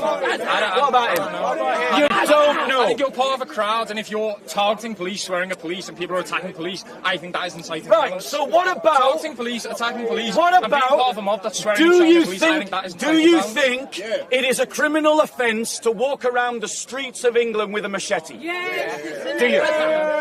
Do you?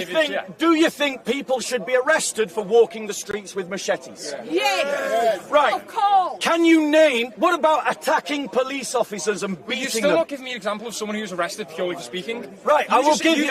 He wants a name. He was part of a mob that attacked people. He wants a name. We'll find a name. Could someone, while we're talking, find the name of the gentleman that was arrested, thrown in prison, and his only offence was he swore at the police, he shouted at police, and Peter Lynch. Okay, it was Peter Lynch, right. So we've got a name, Peter Lynch. I think that is a credible example of inside violence. If you're part of a crowd that attacks police, sets hotels on fire, burns down businesses, burns down libraries, I think that is a credible example of people inciting violence. Right, one second. What about what sister, they did? please, sister. I know. Let me have a conversation with him. Please. I think we all saw videos. We all saw videos. The thing is, he's just using the lady not to enter that in the debate. I'll wait until they do. What about the police? What about the police in Manchester? Yeah. About what? To do with him? What about, so here's the point, bro, right?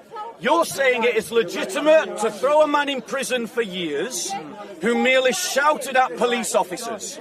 Do you therefore call for the arrest of that entire Muslim mob who marched through the streets of Birmingham with machetes and knives? Do you call for their arrest? If someone is in public with a machete... Do you call for their arrest? Yes. Yes, brilliant. Okay, good. Give him a round of applause. So, wait. Please. Let's boil a fish slowly. Sister, please. Right, now let's ask him this. Do you believe that the two Muslims who battered those police officers should also be now in prison? Someone's assaulted a police officer, yes. Brilliant, great. Great, give him a round of applause. Now explain to me why... Explain this. Why are the two people that beat the police officers not in prison?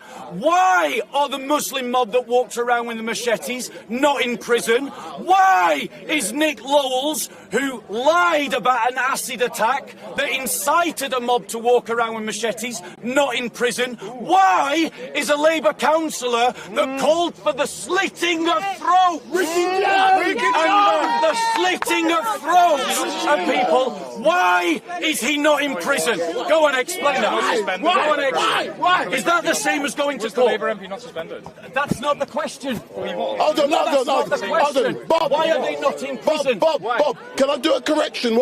An error you just made. Ricky Jones is on remand, and he's the one for call for that, and his trial starts on the 5th. He's on remand. That's just a slight correction. How quickly did they prosecute the other side? Very quickly, within a day. Go on, explain. You've just used that guy's in court. All right, but the point is, we're talking about a two-tier police system and a two-tier judiciary system.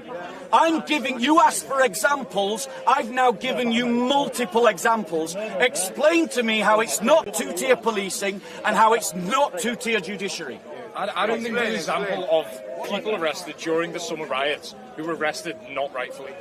The only person who gave an example was someone who was in a crowd swearing and shouting at the police, during which violence was carried out against those police officers. I think that is a valid reason for arrest. But you haven't addressed the fact that a mob of Muslims walked through the streets with machetes and knives, and not one of them was arrested. Not one of them. Not one of them.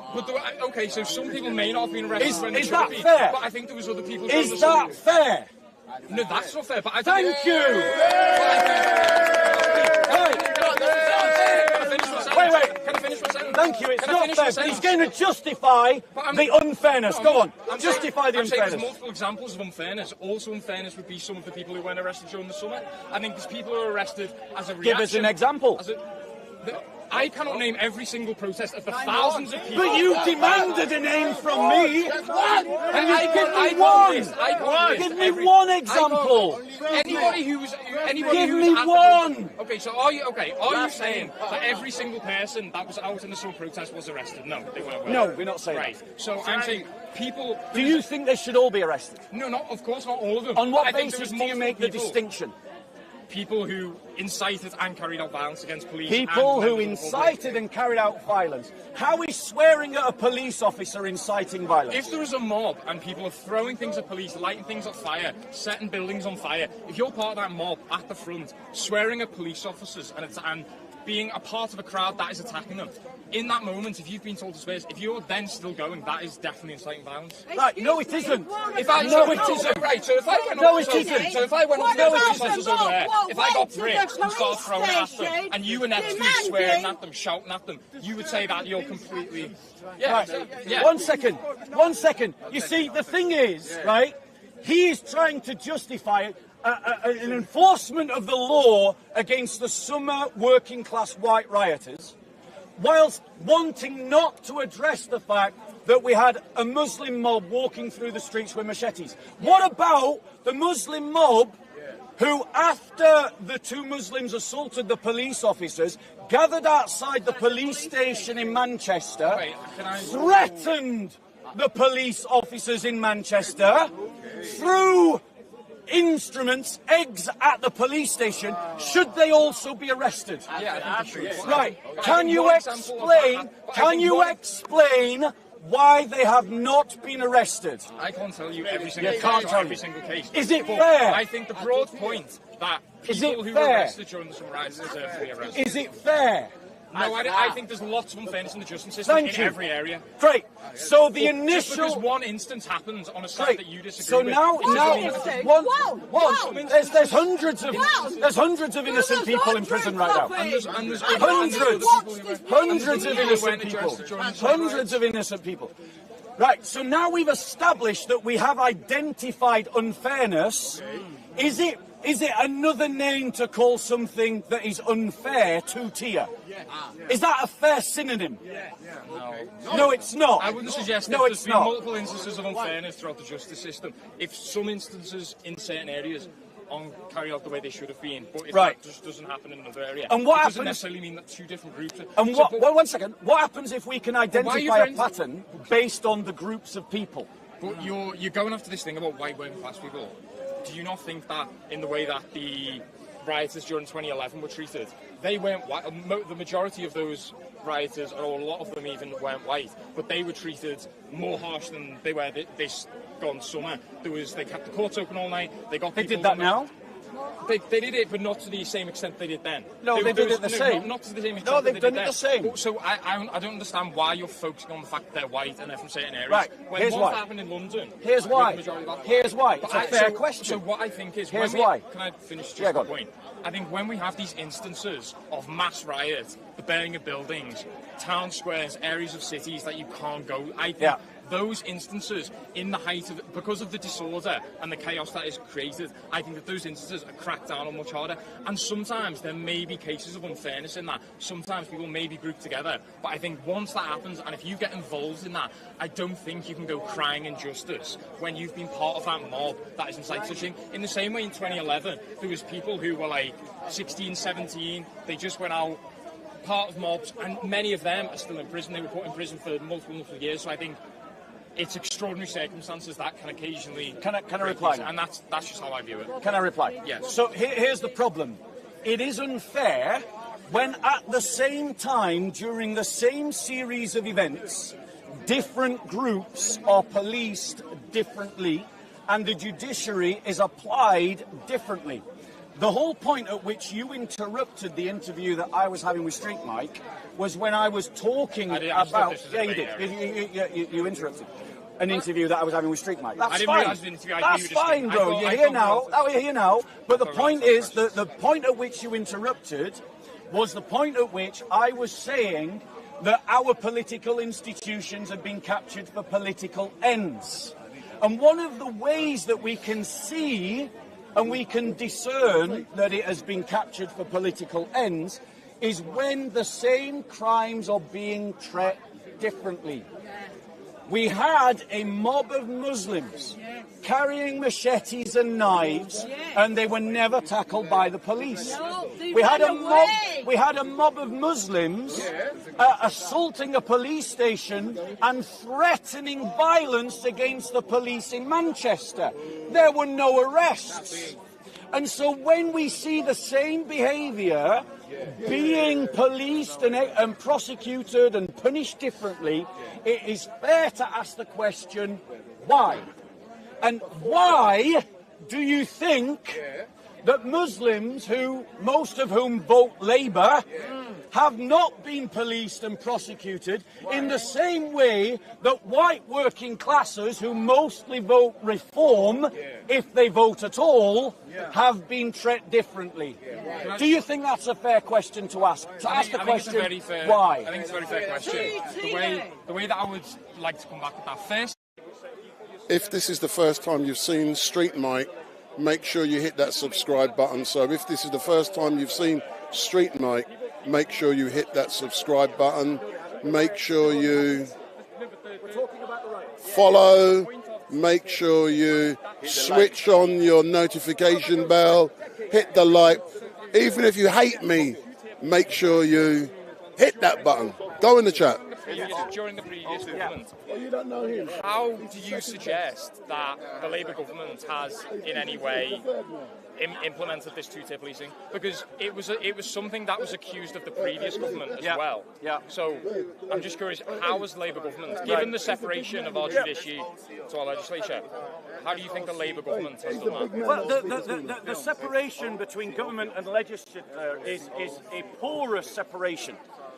Sir Keir Starmer was the chief prosecutor in the judiciary. The chief prosecutor of the judiciary is now our Prime Minister.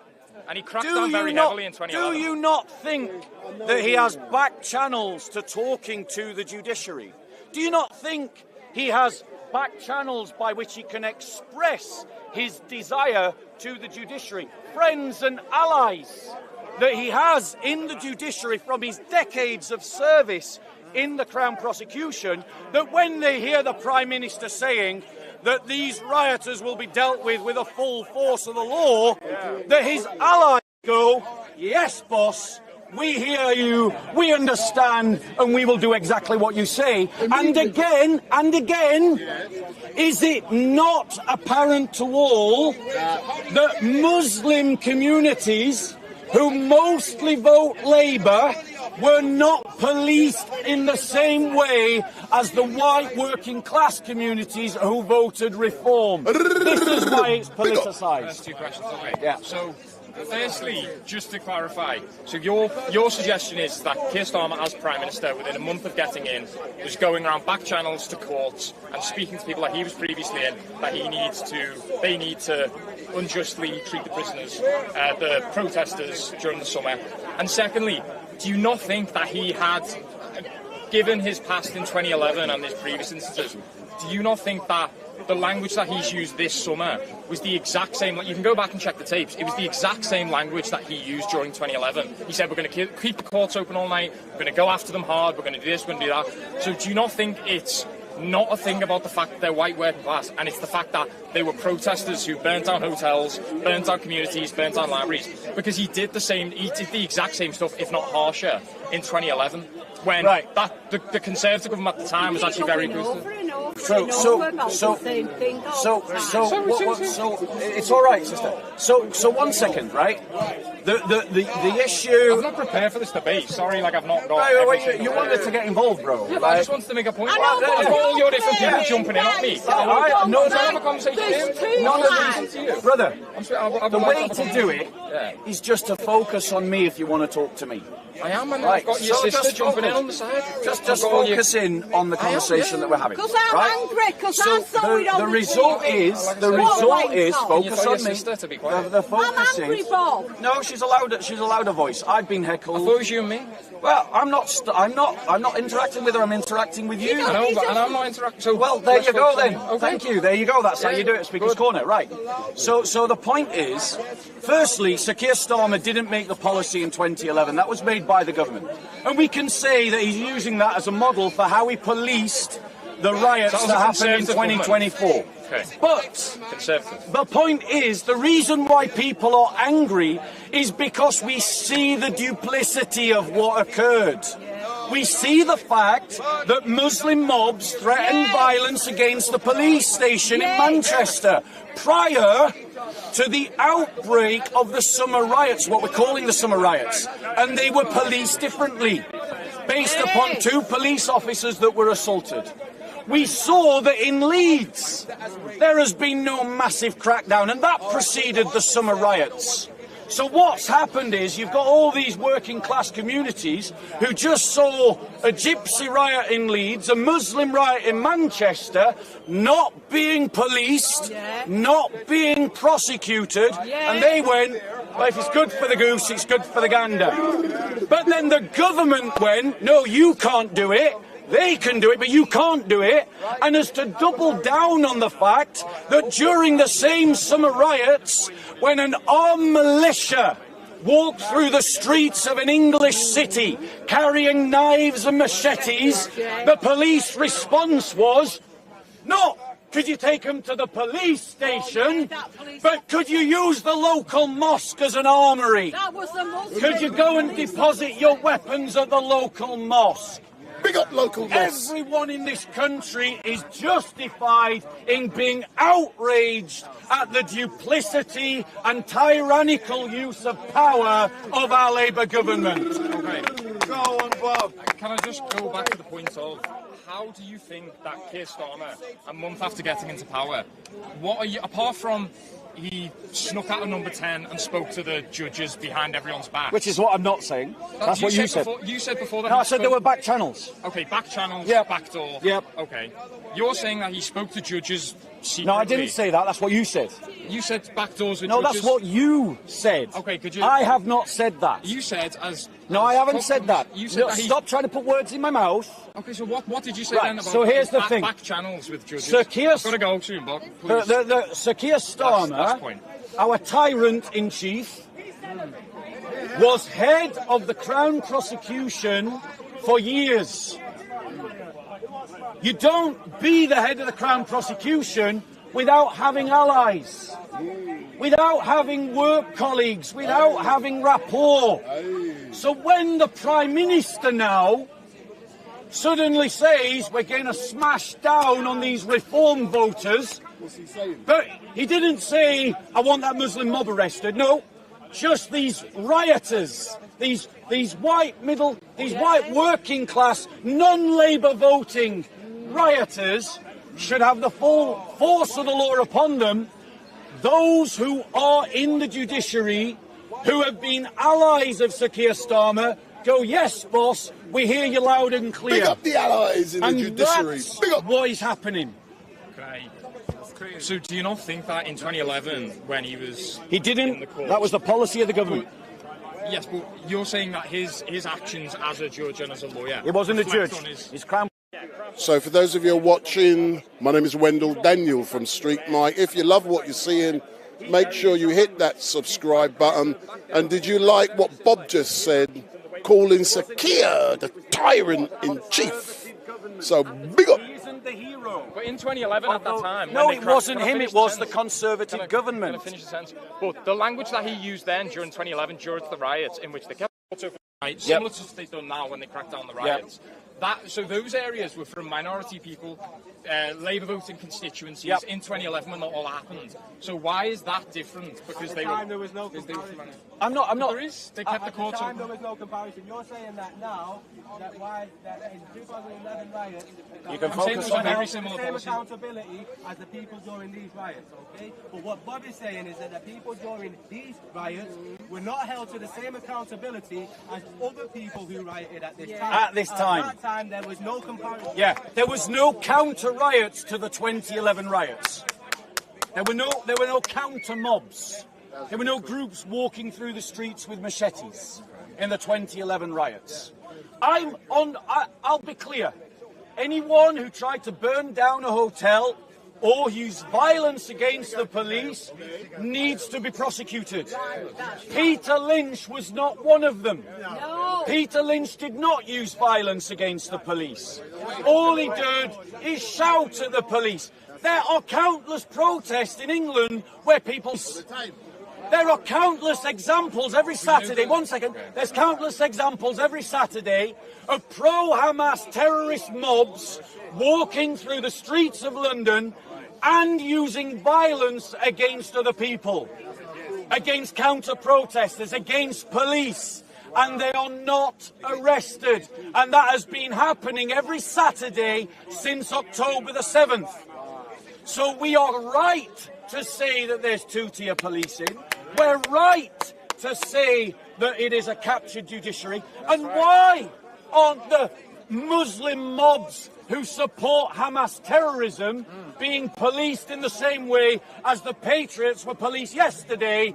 It's because most of those that are marching in support of terrorism and calling for the genocide of Jews will vote Labour at the next election. Oh, that makes sense.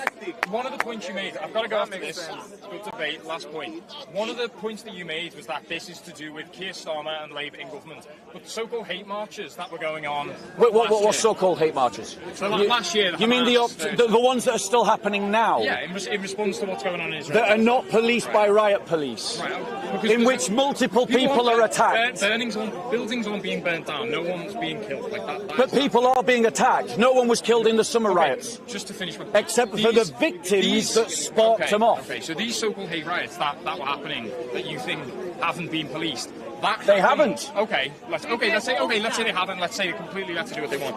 That happened during a Conservative government last year. So...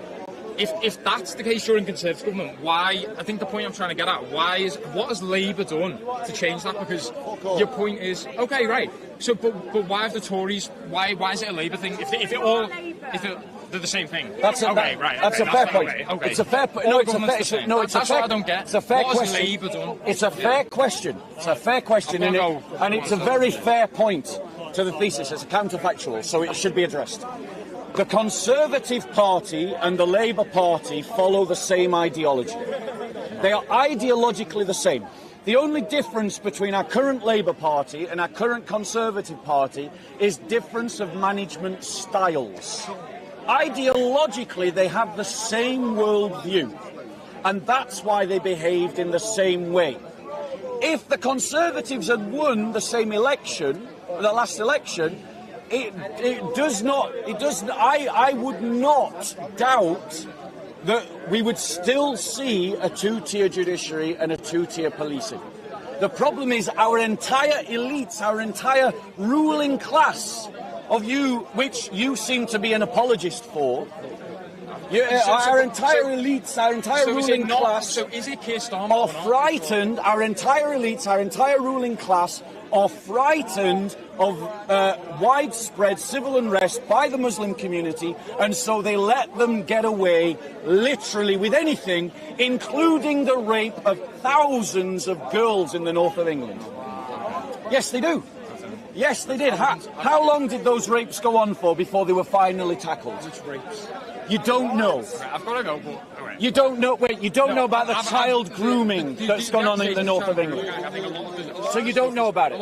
I've heard about it, but a lot of the stuff has been proven over-exaggerated. And what were the cases? If you look at. Oh, so how many do you think were raped then? Hundreds, thousands? I don't want to discuss numbers of people raped. No, I do. Okay, my point is. I do. Hundreds or thousands? Okay, my thousands. Right. Thousands. How many does it have to be? Wait, 1 second. How many thousands does it have to be before it becomes a cover-up? I wouldn't say that. Wait, how many thousands does it have to be before it's a cover-up? I don't think there's a high proportion. Let me give you an example. But I don't think that there's a high proportion. Let me talk with him. Let me talk, sister.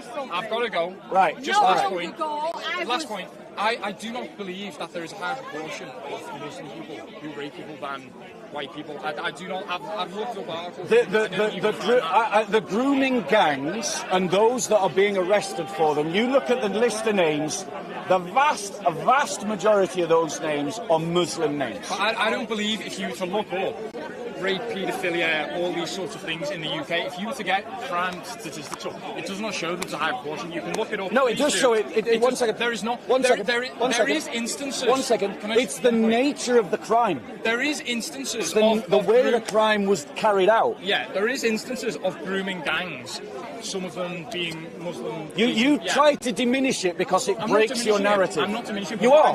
We're talking about the raping of thousands of girls, and for you're trying to diminish it like it's not a problem. Of course, it's a terrible problem. No, you don't sound like it's a terrible problem. I think it's disgusting. So why was it allowed to continue under Labour? I don't think it was allowed to continue. It was. I don't think it was. But the point that you're making, that a high statistic of Muslim men have been rapists and paedophiles. I didn't make that point. That's what you said. I didn't say that. I did not say that. What I'm suggesting is that the issue of grooming gangs, yes, okay, we can all agree that that's a problem. And but I think the point is the establishment, police officers, local councillors and even social workers looked away. I don't think that's true. They even said that the reason why they looked away is because they didn't want to be accused of racism. I know the example that you're using, and it's been proven that was not a... Go on, bring out your proof then.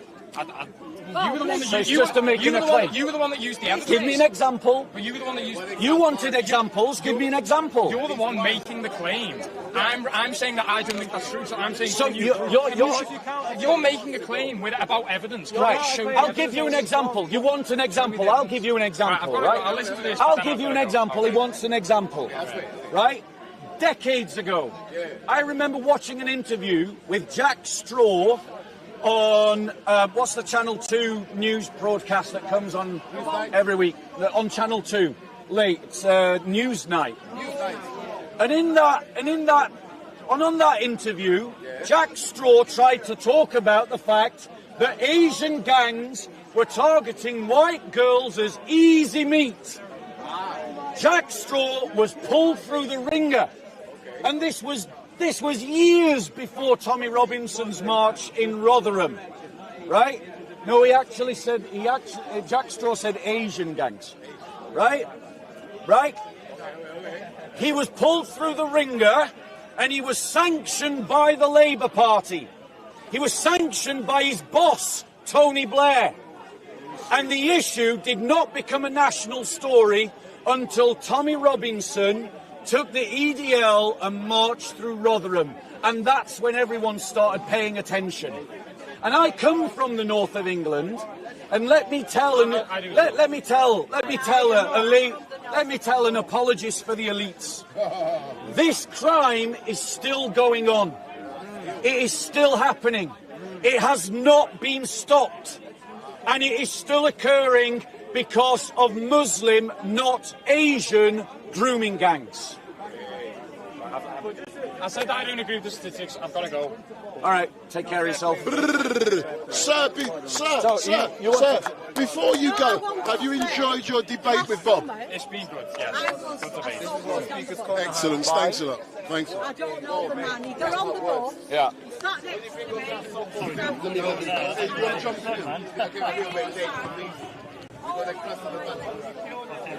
Yeah. They're moving, yeah. See that guy over there? You want to have a laugh? Yeah. Remember I said Danny Shine? What he talks about men shouldn't breed and have sex and all that kind of stuff. That guy there on the... Forget them. You want to have a laugh? You see that man over there? You know what I'm talking about? You've got a weapon of mass destruction between your legs. That man there. Yeah. Oh, he's funny. Oh, they'll be here. Has he cut his? Huh? Has he cut it? Ask, he's got kids. Don't talk to him, then. So you want everybody to cut theirs? So you still using theirs? No, but go and find out why. Let me go and chat with some others, yeah?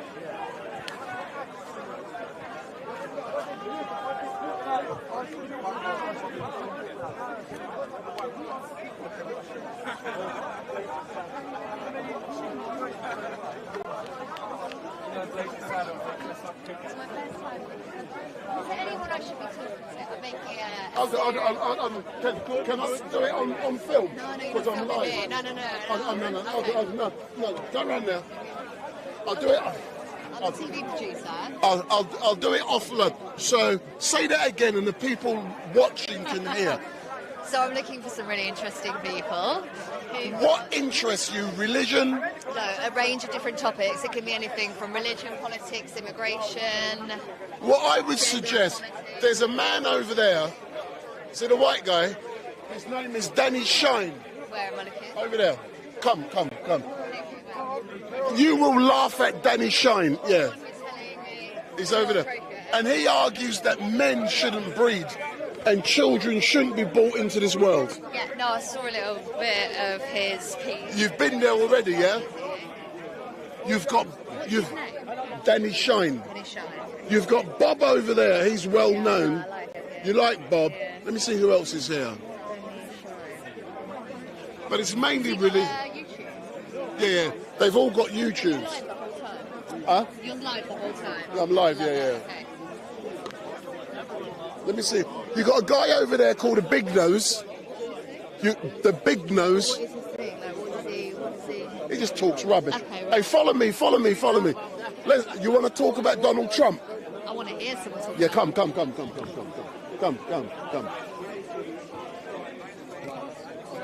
Excuse me. Hey, follow me. Excuse me. Make way for Street Mike. Make way. Part the waters, part the waves. Follow me. Come. Excuse me. Can I get in there? Excuse me. Can I get in there?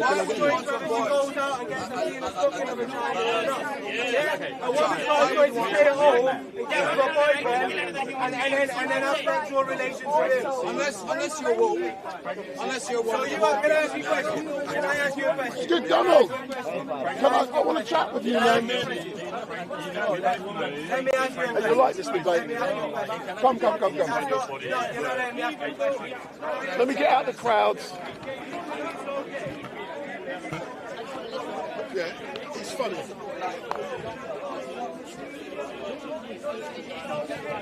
So we're now going to have a chat with a Donald Trump supporter, and my name is Wendell Daniel from Street Mike. And if this is the first time you've seen my ugly mug, make sure you hit that subscribe button. Beep, beep, beep, beep. Brr, brr. Donald Trump supporter. Oh yeah. So come. Vote Trump. Oh, Yeah. Donald. Here we go. Hold on. MAGA.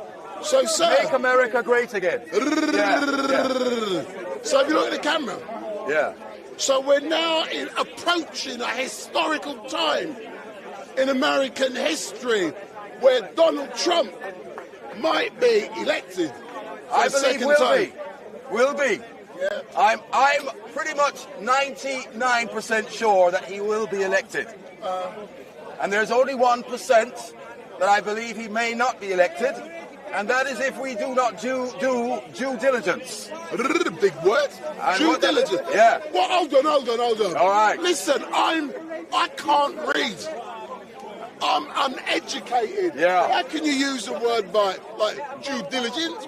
All right, let's break it down. We know that America is for Trump. We know that America wants Trump because he is good for business. The Muslims want Trump. Trump is a con man. Oh, is he now? He loves pum-pum. Oh, yes. And guess what? We found out that every man... Stormy Daniels. Yes. And guess what? What? Every rich man has about 1 million women that want to have them in what? Me no know. Well, they want to have his offspring. They want to have an offspring. They want to have an opportunity to get more money. To get some money. So why would not Stormy Daniels want the same? Yes. But listen, can I be quite honest, yeah? Yes. I like Donald. All right. He's a dodgy motherfucker. All right. And you can tell it a mile off. I'm live, and I can say that because I don't care about monetization. Yeah. Yeah. So, but Donald is dodgy. How can we have a dodgy man running the world? He says he's going to stop the wars in the Ukraine. He's buddies with the Russians. Who else? He's dodgy. Okay. Let's ask a question to everybody. From 2021 to 2024, how many wars did happen during the reign of Donald Trump? The question is, or the answer is, 0. Donald Trump is a president of peace. What's happening when this new regime took over, the Democrats? What we saw was the children acting up in the playground. And so what we saw was Ukraine versus Russia, the Gaza situation in Israel, which Trump says, when I come back, that's going to be sorted. So I believe that our president is a president of peace. Oh. All right. So you believe that when Donald Trump is elected... When? That's good. He's elected. Yeah. When? Yeah, when he's going to elect... Not if, when. So when he's elected, the first decision he's going to be made, he's going to pick his mobile up, his iPhone up. Yes. And he's going to ring who? Which president? Who's he going to ring? Well, I don't think he necessarily needs to ring anybody. What's going to happen on the, I believe it's the 20th of January, you're going to have them lining up to ring him. No. Yes. No. Putin. No. Xi Jinping. No. Netanyahu. Zelensky. They're all going to be lining up. No. Already they're lining up. But on the 20th of January, they're going to be 25. They're going to be knocking his door on November the 6th. Oh yes, they might be, but the November the 6th, the official date. That is the official date when the election should be called. But we believe that the Democrats are going to be up to their antics, and I believe that there may be a little bit of political upheaval because they won't want to accept the truth that Donald Trump is going to be the 47th president of the United States. Do you think, Donald has all of these court cases? Yes. Following him. Do you reckon when he gets into power, he will pardon himself? He doesn't need to. Why not? Well, the truth of the matter is that they're going to drop the cases once he gets into power, because you can't really bring a case against a president. So what's going to happen is all their work that they've tried hard to do to convict this man, to indict this man, they're all going to be running like cockroaches from chickens. So as normal, I look forward to debating you. Yes, sir. After Donald Trump is re-elected, but Kamala or Camilla or whatever her name is, she's brilliant. Brilliant. Yeah, man, she's really good. Well, I think she's really good at what we call word salad. Word salad. In other words, she can't string two sentences together. Big up. She has a problem communicating and making policies clear to people so that they can make the choice. Even CNN, MNDNC, whatever you want to call them, the legacy media are all up in a tizzy right now because Kamala is letting them side Big down. up Kamala. Yeah. Big up Kamala. Anyway, so as normal, thank you very much for engaging with me. Thank you. So, and where's she gone? I want to get you to see Shalene. I don't. Give me my microphone. The teeth. Teeth. Your teeth. Thank you. Hey, here's a dodgy Muslim. Excuse me. Come. I'll do it off air. He'll engage with me soon. Now, I wanted to, where's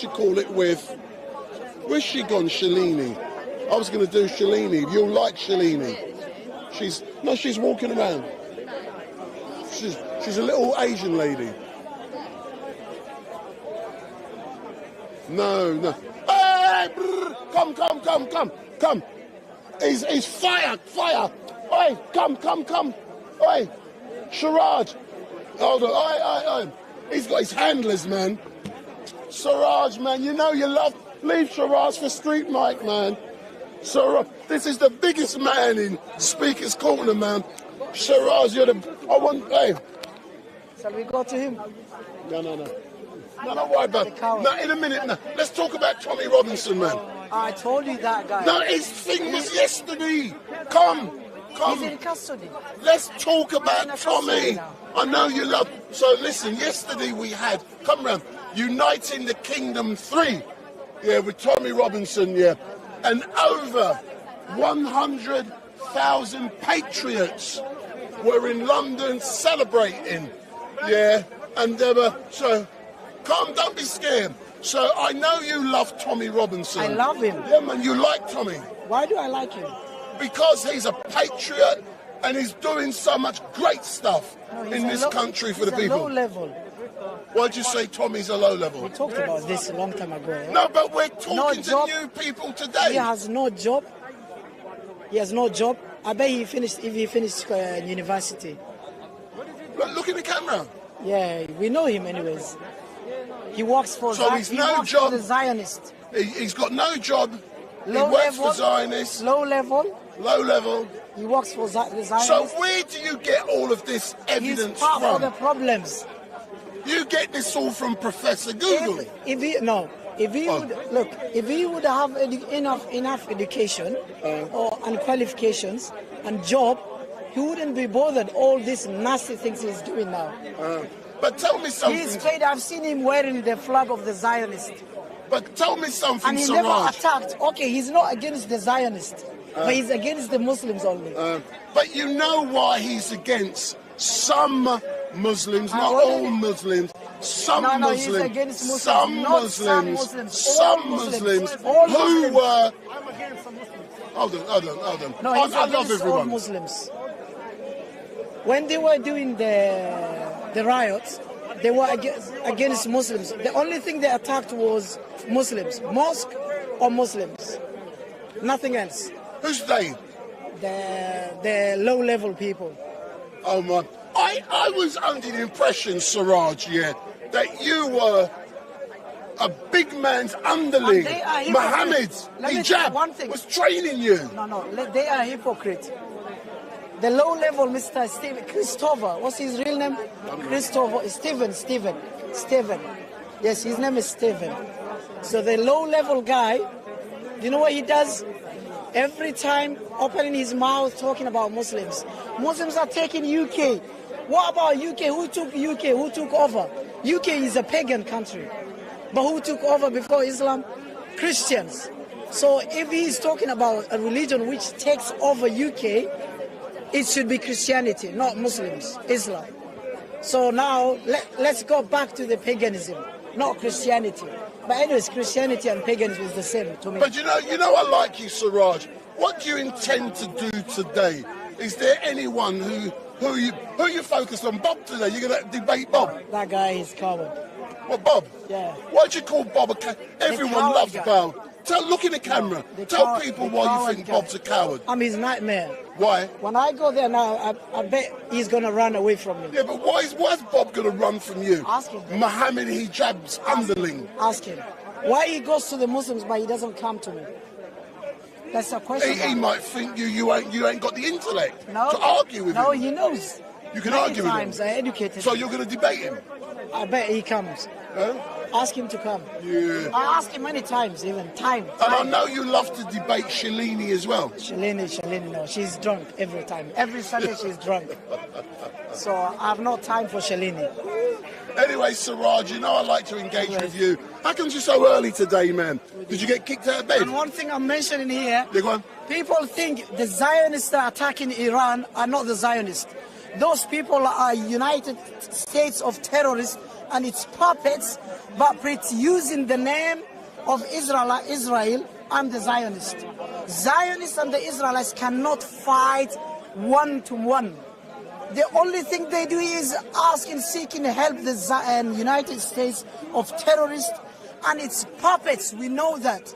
They want to occupy Arab Middle East as they did South America and North America. We know this is a game propaganda.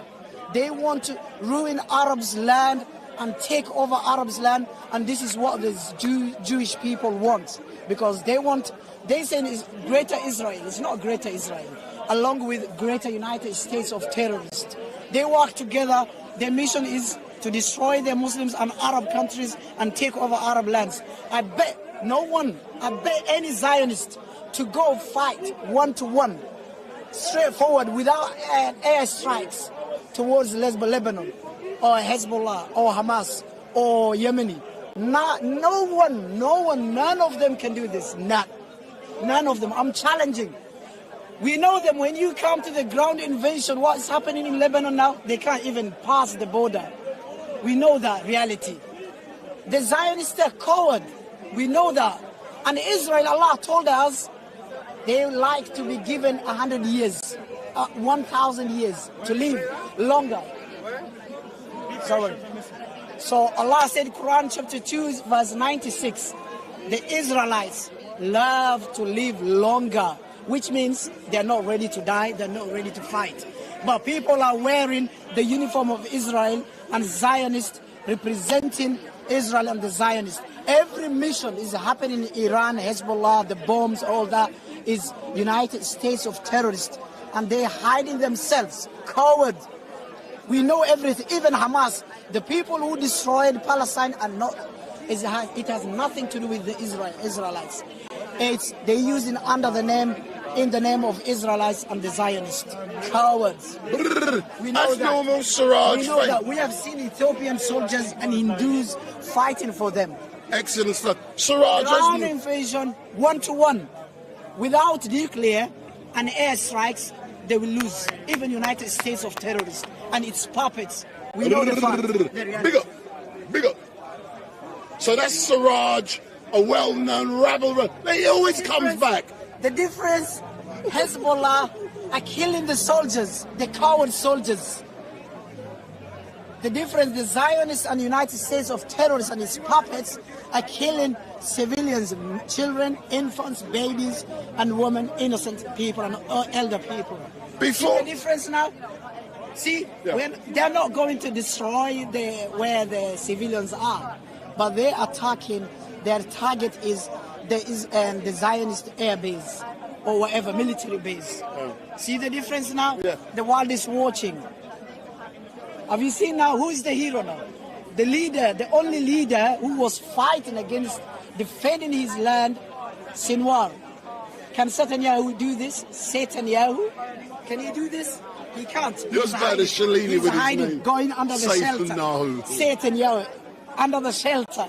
In the shelter, running away for his life. They can't do that.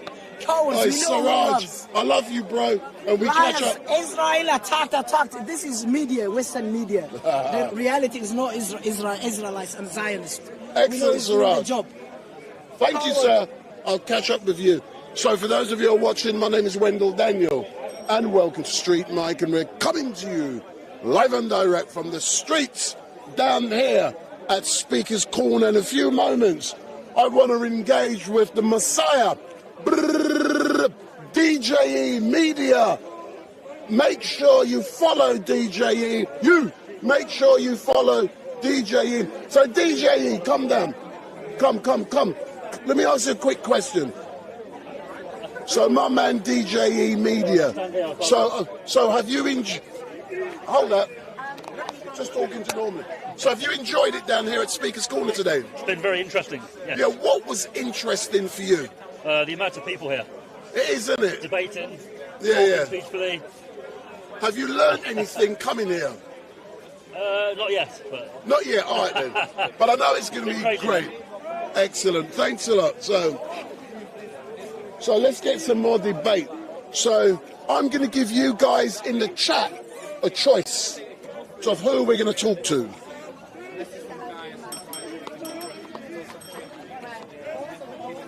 So for those of you in the chat, if this is the first time you've seen Street Mike, give me the thumbs up, make your comments down below, share and follow. Make sure you also hit that subscribe button. Make sure you switch on your notification bell, and every time we go live, you will be informed.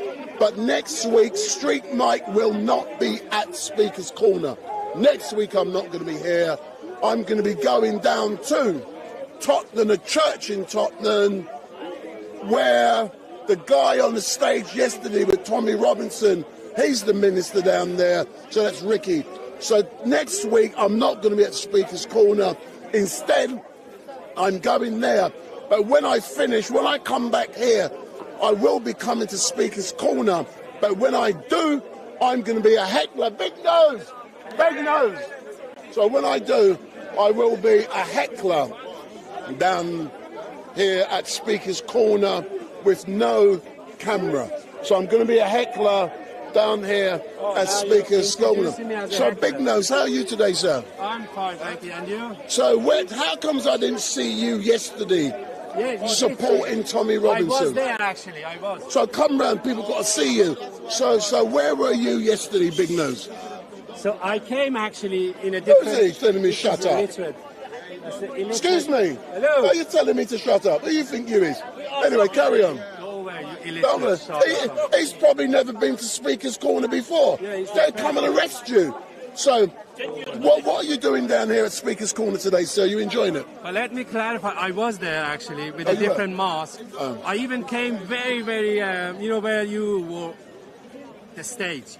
You was at the stage? But with a different mask, and I had this surgical mask on as well. I realized people were giving me that look. Then my penny What, like dropped. you're mad? Like you're mad? Yes, because what you said, I hadn't paid attention to not to have mask on. So then my penny dropped. Oh my God, I've made a huge mistake and I'm in the crowd. Guess what I did? I very discreetly, gently moved backwards. You see, I went to the Parliament Square. I waited there, recorded here and there, and then suddenly the security doorman, like a doorman, club doorman came, oh, you've got mask on. You have to either leave or take your mask off. I said, no, I will leave. I understood. I made a mistake. That's it. I left. I was there for your information. All right, but what was your assessment on what you saw at Uniting the Kingdom with Tommy Robinson's yesterday? I want to know, what is the purpose of this actually? Not this. I mean, that Uniting the Kingdom, yeah. But earlier on, you were saying Tommy Robinson is giving a different message, enlightening people about the what is happening with police systems. That's what Barack was saying. But it's all about raising awareness about two-tier policing. It's raising awareness about injustice here. Fuck off. And what is important, you see, I can swear and I can tell him to fuck off. And what is, look at the media now. I don't deal with that woman. Posey Parker. So, yeah, but what I want to know really is this, that people there, what is now? Okay, now they've gathered, they've talked, and what's next? What's next? I'll be back in a minute. He's got more content to go.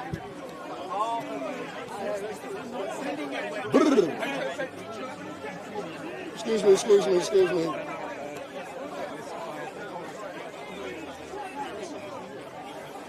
You coming over as well?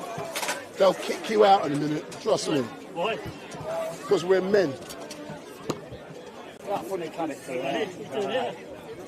We came down for this as well. Marty Blackburn right there. That's me, bro.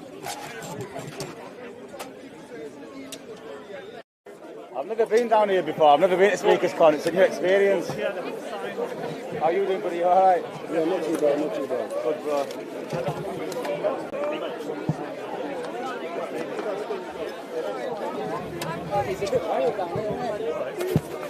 Everybody all right?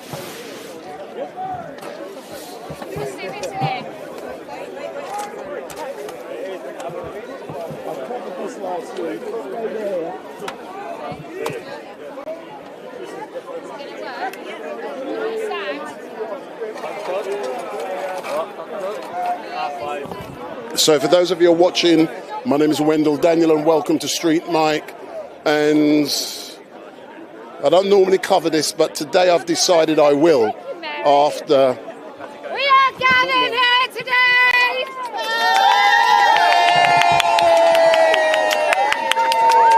to bring back women's voices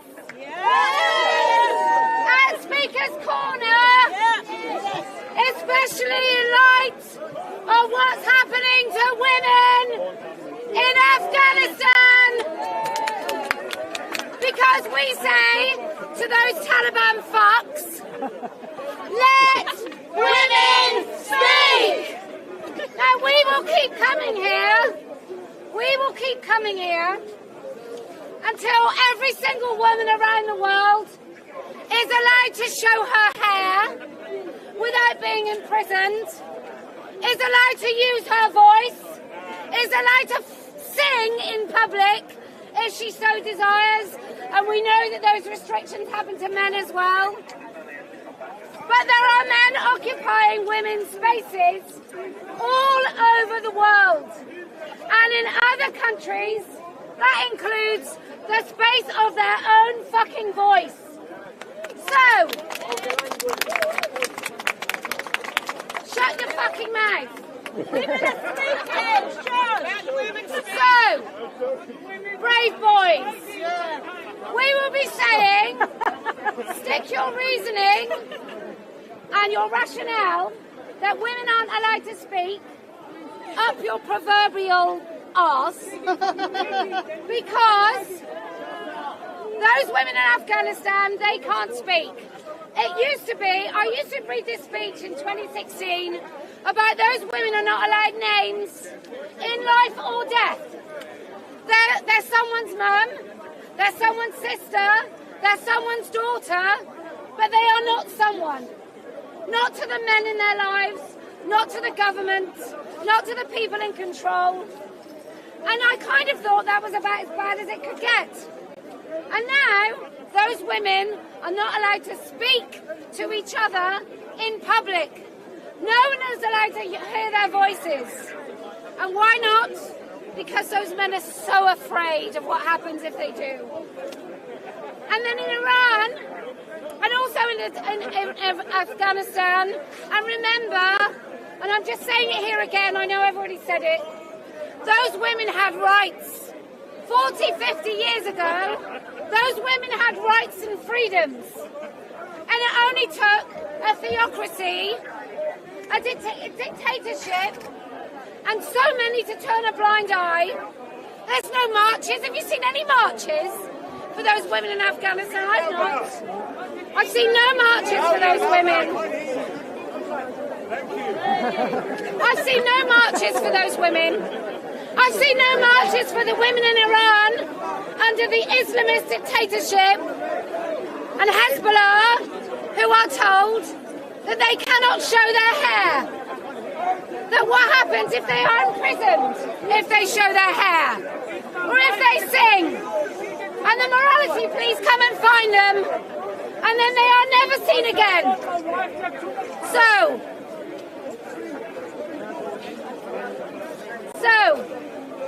come hell or high water, we will come to this place which seems absent of high IQ sometimes. And good argument. Next time we'll bring a ladder.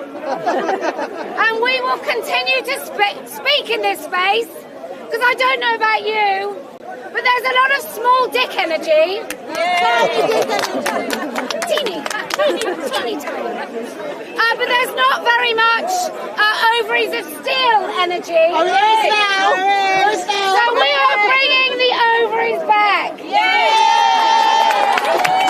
And what will we do, ladies?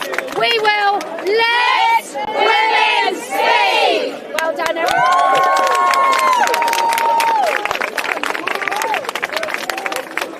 Right, that was it. Yeah, that was it.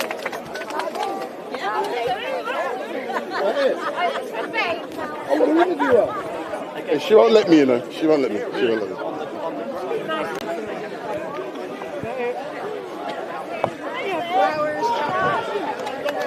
Go on, grab her.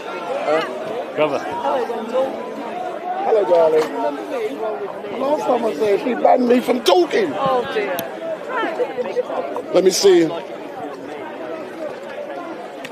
So excuse me, my darling. Wendell Denner from Street Mike. Can I ask you a few questions? Yes. What? Hold on. I told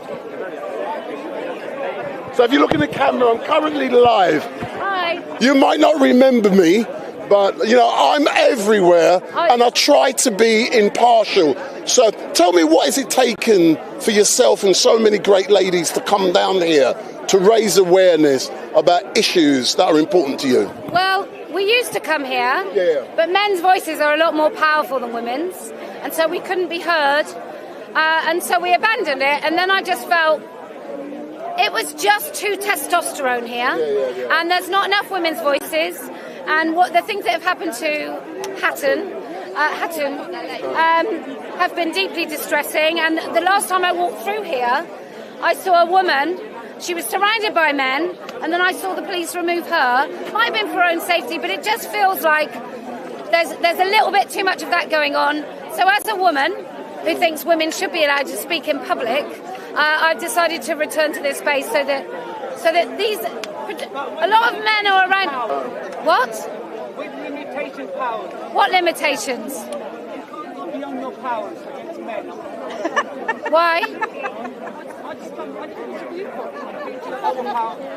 Who who's overpowering men by speaking? Okay, fine. So anyway, coming back to that, I fully support what you're saying. I've been coming down here for 3 years, and there are too many men with testosterone. I can't even say the word down here. But what I want to see is more ladies like yourself coming down here weekly. What will it take for so many other ladies to come down here to speak? More divorces. That's what we're going to have. Too much power, more divorces. Yeah. Don't worry about him. I got my right to speak in the divorce settlement. Yeah. What will it take? Yeah, what will it take? I think just turning up. I think the more times we do it, the more women feel that this is also a space for them. Yeah. Thank you very much, and you're doing a very important job. I think my colleague here wants to say something. So I support your message. I'm a journalist myself. I host shows on YouTube. I have 70% of men watch me on my YouTube, and I think it's important for men to join in and support this movement because the problem that you're going through are caused by men.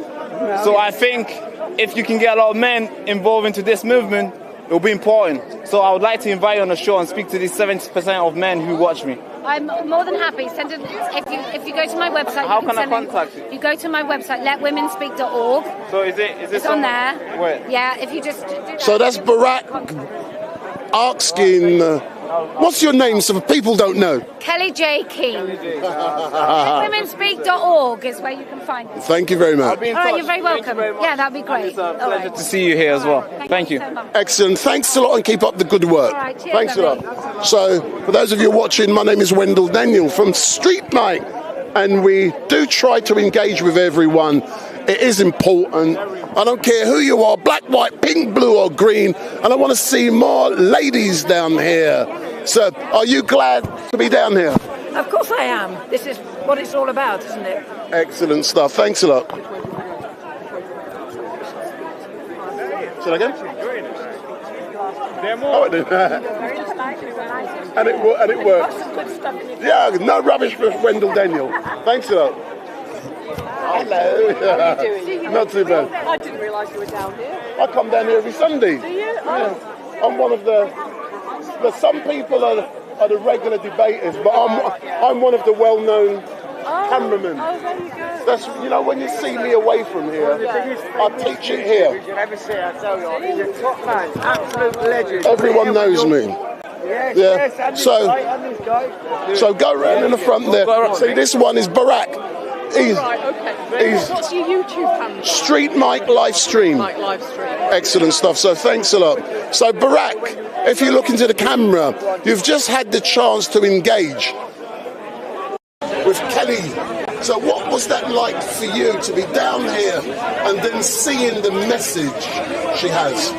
I think it's great, you know, because I came here very early. Nobody was here when I got here, early in the morning. And the first people who started coming in were men. Then now, she's the first female that I've seen with her crew speaking, sending message about letting real female, into their bathroom and giving them their own space. I support that. I really support that because I have a beautiful girlfriend here. I have sisters, cousins, nephews, all those people. And I would love them for them to have their spaces in their bathroom. I would hate for my sister or my girlfriend to go in the bathroom and there's a man in there dragging his balls, dragging his stuff around, and I think that would be disingenuous for the girls. And I think it's important to have people like her here spreading that message. So now you've been here at Speaker's Corner because I'm closing up at 4 o'clock. Come on, let's go there further. No. There's things I have to do. Right. I have a big job tomorrow. I've got someone filming down at Buckingham Palace, and I've got to go and give him equipment for a job I'm doing tomorrow. But the point being, sum up your day at Speaker's Corner, and I'll also get the young lady next to me to sum up as well. So it's like you've documented my whole journey here today. From the time so you're the first person I got on camera on, and it's going to be the first person I end with. Right. I think it's been brilliant. When I came here, I thought it was going to be weird. I thought it's going to be scary, the fact that people are going to speak out, there's going to be violence. I've not seen any violence today. Everybody's been disagreeing, shouting around, screaming violently, but not touching physically. And I think it's good that the country has a place like this that they can come to and speak freely. It's important, and I think we should put Speaker's Corner in every single corner of this country. I'm making a mistake. Hold on. Do some advertising. So, no, just hold it, just hold it. So you've enjoyed it today. Is it likely that you will be coming back to Speaker's Corner? I think it's very much likely, yes. I'll be here. I can't tell you when, but whenever I'm in London, if it's on a weekend, I'll make sure on Sunday I'm here. But are you surprised now you've seen me operating a camera, engaging with people's sound? Can you now see what I do? Yeah, you do it different, bro. You do it different. I mean, I'm in a group chat with you. I remember, you know, so I remember you was, everybody was like, oh, I'm streaming. And you said you're going to be, you posted a video in the group chat. And I complimented you. I said, this video is good. And you said, you do it differently. And today, seeing you doing it now, live, fresh and direct, I can say, you do it differently, bro. You do it differently. And yesterday, you hit hard. with Tommy Robinson, everyone is live streaming. What am I doing? Taking pictures. Do you get it? Don't follow the crowd. You are new. I've given you advice. Hope you take it in regards to how you can make a success of what you're doing. Have I not said to you, do not put all your eggs in one basket through monetization, yes or no? Yeah, you have. I think the first time we met was on the 19th of October, last Friday. And you gave me this advice. It was really good. And I took it in, and it's something I'm working on right now. But did you believe it when I was saying it to you? No, I thought you was just talking, you were just saying I don't know, you're just talking stuff. But what has convinced you that I'm telling the truth? Because seeing you, because it seemed like ever since we met, we've been in contact through all those times, and seeing you operating, seeing you operating and doing your stuff, it makes sense what you say, and it reaps a lot of reward, yes. You see this great gentleman here? Yeah, I see him. I love him. I love him, yeah. You do? And he comes to Speaker's Corner every week. Sir, this young man, this is his first time at Speaker's Corner. Nice to meet you. Yeah. What do you like? It's his first time. His name is Barack. Barack, Yeah. from where you are, son? I'm from, sorry? From where you are? Manchester. Manchester, oh, from here. No, here, Manchester up north. Oh, yeah, no, Manchester. Oh, yeah. Yeah, listen, this place, you can learn so many things, you know, good, bad, and ugly. This is your choice. What do you like to know? What's that? I've learned a good thing today. Yeah. I've got to meet the great Yeah, you meet all kind of people here. The best one is here. Sweet Mike. That's it. Yeah. So, you know, what do you preach? Me, He's not a preacher. I'm not. You're not a preacher. You have to be a preacher to come here. No. You can be anything. So I'm a journalist. I host a show on YouTube. Yeah, that's very good. This place, you got good news here, and bad news, and very, very ugly news too. Yeah. So you are in the right place. This is the best place, I think, in the world. Thank you That's so much. what I think. You know? Thank you. Yeah. I can see that now. Yeah. It is a place that a lot of people come to. Yeah. And he has his reputation for it. Yeah. And nice. it's good. Nice. It's very 150 years, more than that, something like that. Yeah. You can remember when it started, yeah? No. Were you there? No. Only 2 years. Only 2 years I'm coming, but I enjoy every second, every minute here. How often are you here? Every Sunday. Every Sunday? Oh, yeah. That's pretty cool. And you know one thing I love about this gentleman, yeah? He says that I have influenced him slightly. True or not? Yeah, he does. He's a nice person. It is, right? Yeah. And I think I can confirm that he has influenced me as well. Oh, no. Well, it's not me, it's you yourself. You know, I just talk and people, you know, take whatever I say. If they have to understand, they understand fine. If they don't, it's up to them. My job, my duty is to keep spreading the word. Good wisdom. What word do you spread? I'm a Muslim, so I spread the word of Islam too. But I talk to people, whatever they like to talk about, you know, social thing, even football, even anything I talk about. That's pretty cool. That's pretty cool. Thank you so much. Okay, sir. You take care. Okay. Thank you. Okay, sir. Thank you very much. Hey, thanks a lot, man. Big up. Big up. Big up. Big up. Big up. Big up. Oh, no, Thanks a lot, I'm yeah. still talking. Okay. That's Jesus as a cool guy. Thanks a lot, yeah. Thanks. What a day this has been. What a day. What a freaking day. I was not expecting this at all. Look at the turnout. I don't know if is this how busy it gets all the time? Sometimes it's less, sometimes it's more. But Barack, we're only 4 o'clock. We're only at 4 o'clock. This is here till 7, 8 o'clock in the night in the dark. What, they're going till dark? I'm sure is that why you got a ring light? Yeah? That's when you got lights on, man. You get what I'm saying? Wow. Nah, I'm glad I said yes to this invitation. It was really good idea. I enjoyed it myself. And I do hope you can take something from this positively and build it into what you're building, and you'll be even better. Look at how good you are already. You've had Kelly invite you to contact her for an interview. He doesn't have a name. Look at his face, look at his face. He doesn't have a name. I mean, I know the big guns in here, man. I've learned a lot for sure. I've met a lot of people. I've met this guy who streams all the time. I watch his stream. His name is DJ Media. I've invited him to come today. Thank you. It's about bringing people together. Yeah, it is. It is. Do you know where I met him? Where? Birmingham, and also Liverpool at the conferences. Oh yeah, this guy traveling around the country to. He's like me. He uses the same equipment as me, so we've got something in common. Yeah, I can tell. He learned from you, and I can tell you're learning from each other. And I'm glad I'm going to be learning away from you guys. Sir, you see this policeman? These great policemen here, we get on with all of the policemen. True or not? Semantic. Not semantic. Sick. Hey, that's pretty cool. I hope you learn. Yeah, of course.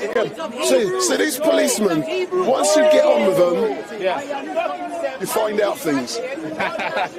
I can tell. Thank you so much. Thanks, sir. Hold on. Stay there. I've got you. You're going to love what you're going to see. Stay there. Yes, for a fucking legend you are. When you're getting this one, bro, quick, Allah only means God, so what is the name of Allah? You don't know. Okay, listen carefully. You don't know one prophet of Islam whose name is Allah. Not one prophet of Islam. All the prophets of Islam glorify Yahweh. Prophet Zechariah means Yahweh is gracious. So we've now got Shalini in the house. The angel Gabriel who gave the Quran Listen. Angel Have a Gabriel listen, is the yeah? servant of Yahweh. You guys are so deceived. You don't So even come know forward. the faith. Come forward. Can I say something? Yes, so hold on. Come forward. So Shalini. Why he's coming? No, he's all right. He's with me. He's training. Stay there. So Shalini, yesterday I saw you at the Tommy Robinson event. What was you doing there? We had a good time yesterday, and it was all about how to bring this country back.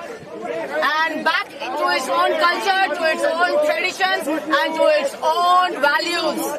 And this country will rise up again in the name of Lord and Savior Jesus Christ, and this country will get back on its feet. This country was fallen, but not anymore. This country is woken up, and this country will get back on its feet in the name of Lord and Savior Jesus Christ. So, my dear friends, we had a good time yesterday, and even even though they have arrested Tony Robinson, we don't care. We will raise our voices and we will not sit back, because Islam is nothing but the cult of Satan, the devil, who is disguised as God. Islam is a religion that is dressed up as a religion. Islam is not the religion. It is dressed up as a religion, but Islam is the cult of Satan, the devil, in disguise. And Allah is nothing else but the devil who is disguised as God. The whole world wants to be worshipped. Devil wants the whole world to be worshipped by whole world. Devil wants him to be worshipped. So tell me something. Allah and Islam is the cult of Shaitan, the devil. So, in a moment... And here, one more. Start talking and turn your microphone. No, not yet. We're going to come to that in a minute. Yeah. I'm upset with you. Why? You like Tommy more than you like me. And I'm jealous. Okay. Oh, Tommy. Okay. Yesterday, Tommy Robinson. Tommy Robinson.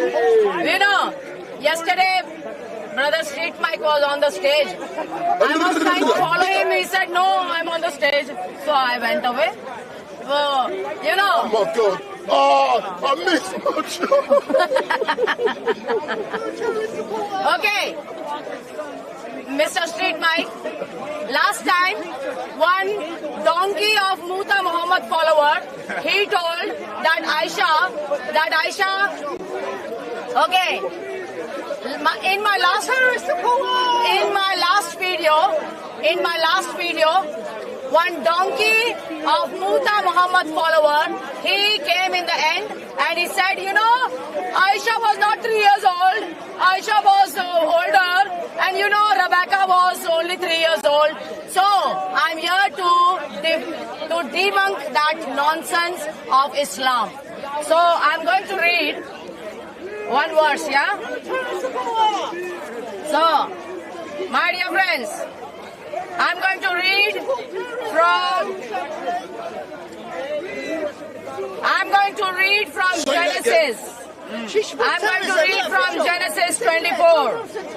Okay? And it says, it's official. Tony Robinson has been charged on the terrorist law. Okay. I'm going to debunk that donkey of Muta Muhammad. He said Rebecca was 3 years old. Rebecca was Isaac's wife. Okay? And Isaac was Abraham's son.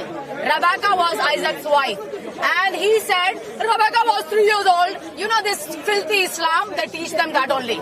But when we tell them to prove it, they have nothing to prove. So I'm going to read.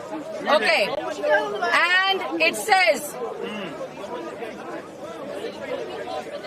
okay, and I'm reading from Genesis 24, verse 15, and it says, and it came to pass, before he had done speaking, that behold, Rebekah came out, who was born of Bethuel, son of Milcah, the wife of Nahor.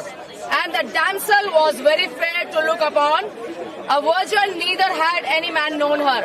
And she went down to the well. So in those days, those wells, they never had pulley. They have steps to go down. Do you think a 3-year-old child with her vessel on her shoulder will go down to the well? And those days, the wells were very deep. And it says, she went down to the well and filled her pitcher and came up.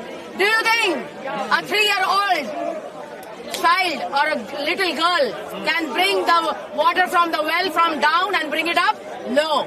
And it says, and the servant ran to meet her and said, let me, I pray thee, drink a little water of that pitcher. And she said, drink, my lord. And she hasted and let down her pitcher and gave him to drink. And when she had done drinking water to the servant of Abraham, she hasted and emptied her pitcher in the trough. So that Rebecca, who was a virgin and who was older than the 3 years old, this filthy Islam is teaching everybody. So Rebecca, she gave water to the servant also, and she watered all the camels he had. 10 camels he had, and she watered. She went down to the well, bring water for the camels and put in the trough. So my dear friends, these Muslims, they cannot prove anything about the Bible, but they are here just to tell Rebecca was 3 years old. But we have proved from the Bible Rebecca was a virgin. She was old enough to be married, and she was old enough to get the water from the well, down from the well, and feed all the camels of the servant. So that donkey last week, he said Rebecca is 3 years old, the donkey of Muta Muhammad follower. I debunk him today. So my dear friends, don't believe in Islam. Islam is not a religion. It is dressed as religion, but it is the cult of Satan, the devil, who is disguised as God. With Islam, you are going to go to hell. With Jesus Christ, you have heaven and eternal life. Okay. So Barack wants to ask you some questions. So there's a lot of Muslims here. Yeah. They're listening to you. Yes, let them listen. They're making faces. Yeah. You can tell that they don't agree with what you're saying. Okay, let them not agree. What is your message to the Muslims who are watching you right now? Okay. What can you do to save them if you think this Islam is a bad thing that they're following? So, my dear friends, if they don't want to believe what I'm saying, you can question Jesus Christ. Who are you? These Christians are telling that you are God. If you are God, Muslims can question Jesus. If you are God, come and show me who you are. And God is doing that. Jesus is doing all people are having personal encounter with Jesus. So you can question Jesus Christ. If you are God, you reveal yourself to me, and he will do that. My dear friends, when Jesus comes and you have an encounter with Jesus, you are changed like 180 degree, 190 degree, whatever it is. Complete change in the name of Jesus Christ. And you are born again as a newborn baby in the Holy Spirit of God. So Jesus Christ is not just a prophet as lied by the filthy Islam, but Jesus Christ is Almighty God, everlasting Father, and Prince of Peace. And my point is, whether they believe or not believe, we are here to preach the truth. And if they want to remain Muslim, let them remain.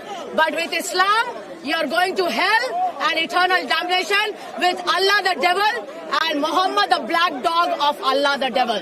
But with Jesus Christ, you are going to heaven for eternity and everlasting life. Jesus Christ as God in the flesh has done the salvation plan on the cross. Whether you believe or not, it's up to you. God has never taken away your freedom of choice from you. If you want to go to hell, you can go to hell. If you want to go to heaven, it's only one way. Jesus Christ, Almighty God, everlasting Father, and Prince of Peace. If you want to remain Muslim till your last breath. Who cares? Amen. Amen. Okay. So we have somebody who has a question for you here today. Islam does regard Jesus as a Messiah. What do you... Okay.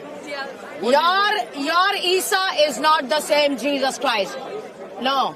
The Isa, okay, sorry. That Isa of Islam is not the Jesus Christ we believe in. That Isa of Islam is made by that black dog Muhammad. The false prophet. We don't believe in that Isa. Okay? That fraud man. He wanted Muhammad. Fraud man. He wanted money, he wanted power, he wanted sex with many women. And he chose religion. He chose religion and took that religion as power to deceive and to cheat people and to misguide people. Muhammad is not the prophet of the Bible. No. Huh? Pardon? That wasn't my question. My question is that they do regard Jesus as one of the messiahs. So that wasn't my question. My question is that they do regard Jesus as a messiah. So how? They do. even if they regard, that is added from the Bible. They have copied from the Bible. There's nothing they don't regard. They don't regard. Why you worship the cow? My dear friend. Before she worshipped the cow. Listen. So you said she worshipped the cow. So what religion is that? But now she's come back to Christian. My dear friend, the Isa is not the same Jesus Christ. There is only one Jesus Christ. And that is our Jesus Christ. That Isa is no. That Isa is a false one. Where do you have Jesus? You have Jesus, different Jesus. Wait. Come in the cow. Come in the cow. Okay. Come in the cow. Okay. All right. He doesn't want to be in the cow. So this guy. What is the debate here? So this guy just says that you worship a cow. What religion does that? What religion is that? These Muslims in Islam, you have been told to lie, kill, torture, and rape. This is what Islam is all about. So they say always lies. My dear friends, in Hinduism they worship cow. I am a Christ believer. I am a Jesus Christ follower, not a Hindu. You're Hindu. Okay. So in Christians, in Christianity, they have the first sentiment and they have a new one, right? Why do you think that Islam don't have a new one to live in today's standards? Okay. First of all, Islam is a fraud, false, deceptive religion. Islam is not a religion. Islam is not a religion. Islam is not a religion. It is dressed as religion, but Islam is only about rape, kill, lies, torture, and steal. All right, come in. So my man here wants to debate you. He has some questions for you. Do you want to discuss? No, What do you want? He has a question for you. For me, Islam is not a religion. It's the cult of Satan, the devil. And they believe Allah, the Shaitan, as God. That's all it is. So he has a question. I more want to know, what do you seek to achieve through things like this, posters like this? Do you seek to instigate Muslims, or are you seeking to This is for you to go and search. This is for you to go and search. Okay, does the same stuff happen in the Old Testament? Yes. Yeah, it does. No, in your Quran. What do you mean no? During the time of Muhammad. In the time of Muhammad, rape, kill, enslave, and torture. So this guy has a question for you, and he wants you to answer this question. So could you repeat that first, so then we can get it answered? Okay, so all the things you're talking about here, do they not also happen in the Old Testament? No, they don't. Does killing not happen in the Old Testament? Huh? Okay, does killing not happen in the Old Testament? What do I'll give you an example. Let me give you an example. Let me give you. Okay, in the Bible, when Jews were told by God that God will give them the land of Canaan, God always went before them. And he said, I will go before you. I will go before you and give you victory. Because in the Bible it says the land of Canaan, which includes Palestine, which includes Philistine, Amorites, Moabites, Jebusites, all these people. That land is called Canaan. And these lands were filled with violence and the filth in the whole world. And God says, they have defiled my land. And that's why I'm going to remove those people and give that land to the Jews as their own promised land. Okay. So I'm going to ask this guy a question. Once he responds, I want you to give me your thoughts on what he says, right? So why are you a Muslim? Why do you believe in Islam? Why do you think he's there? Because he believes So give me a question. Why do you have why you're a Muslim? Give me an answer and I want to get her thoughts on what you say. Look, that's a very personal question. But why? Yes, we want to know that personal answer. Why are you a Muslim? Why are you a Muslim? Let him talk. Let him answer. If you want to, there's many ways I can answer this. Yes, answer. Please answer. Okay. Many ways I can answer this question, right? I can answer it descriptively. I can say I'm a Muslim because I was born in a Muslim family. Or that I was born in a... That's fine. Okay. I could also answer it I just want to see what satisfies you, right? I could also answer it philosophically. I could say the Bible, I could say if I do believe in a monotheistic God, the Bible is inconsistent, different interpretations, right? No concept of the Trinity in the Quran.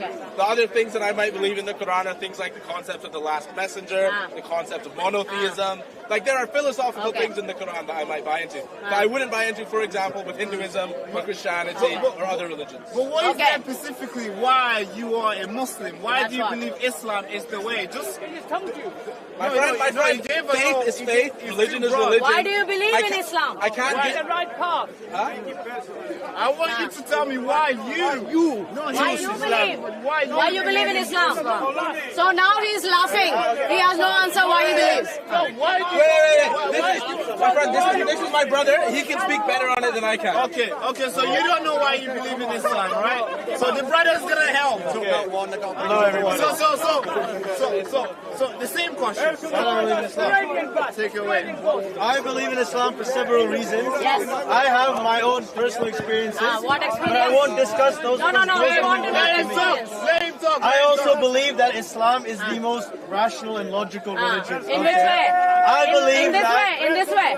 I believe these are your Quranic verses. Let him talk. Carry on, brother. I believe that the Quran is the religious scripture that has been best preserved, and we can trace it back to its origin. How was it preserved? Because when was Quran written? Which year Quran was written? You tell me. No, you tell me. You are a Muslim. I don't know. You are a Muslim. So look at them. They are a Muslim. They don't know when the Quran was written, and who wrote the Quran? They also don't know. Okay. So these people, they say, I'm a Muslim. But when you ask when the Quran was written, they have no idea. Can you talk to me, not the camera? So when the Quran was written, so just go back and how you became a Muslim and you don't know when the Quran was written? Can I ask you a question? You're a Christian, you said? Yes. Okay. Do you believe that the version of the Bible... First you tell me. Can you answer my question? First you tell me your answer. I already answered. I don't know when it was written. So how you became a Muslim? Because I read the Quran and I believed in it. So when the Quran was written? When the Quran was written? I already answered it 4 times. So why? So what do you believe in the Quran that made you a Muslim? Do you believe that the version of the Bible that you read today is the same First you tell me existed in the time why of you Jesus? believe in the Quran? Why you believe in the Quran? Yeah. Okay. It's original. How it is original? How it is original? Where is the original book? Where is it? Where is it? It was originally revealed as revealed in a what way? How it was revealed? How it was reiteration revealed? to the Prophet. Okay. How the revelation was given to Prophet? Verbally. Verbally from where? From God. Okay. Who saw him getting the revelation? Who saw him? No one saw him. No one saw him. No one saw him. But Maybe you some believe. people saw him. But you believe that he got a revelation. I believe that it's quite a miracle that a man. I believe it's a miracle that a man who was born in the desert, in the middle of nowhere, who had no education, who was an orphan, who apparently who created a book that is still applicable today, which has proofs in it that go. So who saw him getting the revelation? My question is. I already answered your question. Okay. You're not answering my question. If I get a revelation and I just tell everybody I got a revelation, will you believe in me or will you ask for a proof? So nobody saw Muhammad getting the revelation. But Bible is written by 40 people inspired by God himself, and they lived and they were alive. Who let the dogs out? UGLY, you ain't got no alibi, you ugly. How did he get revelation? And they believe in Islam. UGLY, you ain't got no alibi, you ugly. So you want to talk? UGLY, you ain't got no alibi, you ugly. You ugly. She's ugly. She's ugly. She's ugly. Could I say something about the Canaanites that she mentioned earlier? Could I? Why you ain't got no alibi? You ugly. I will tell you about Canaanites. I will tell you about Canaanites. I will tell you about Canaanites. Okay, all right. Ignore him. Yeah, he has no basis on his argument. Yeah. Okay, so. Wait. I just want to make a comment on what she said earlier. All right. The camera's not on you, by the way, so. That's fine. Proper big money. Because I want a proper debate. Question back and forth. I don't care about the camera. I don't want people talking over each other. So is there somebody who's going to be respectful enough to go back and forth with someone? It's very hard to control that. There's a source. So, they don't know how Muhammad got the revelation. They said, maybe.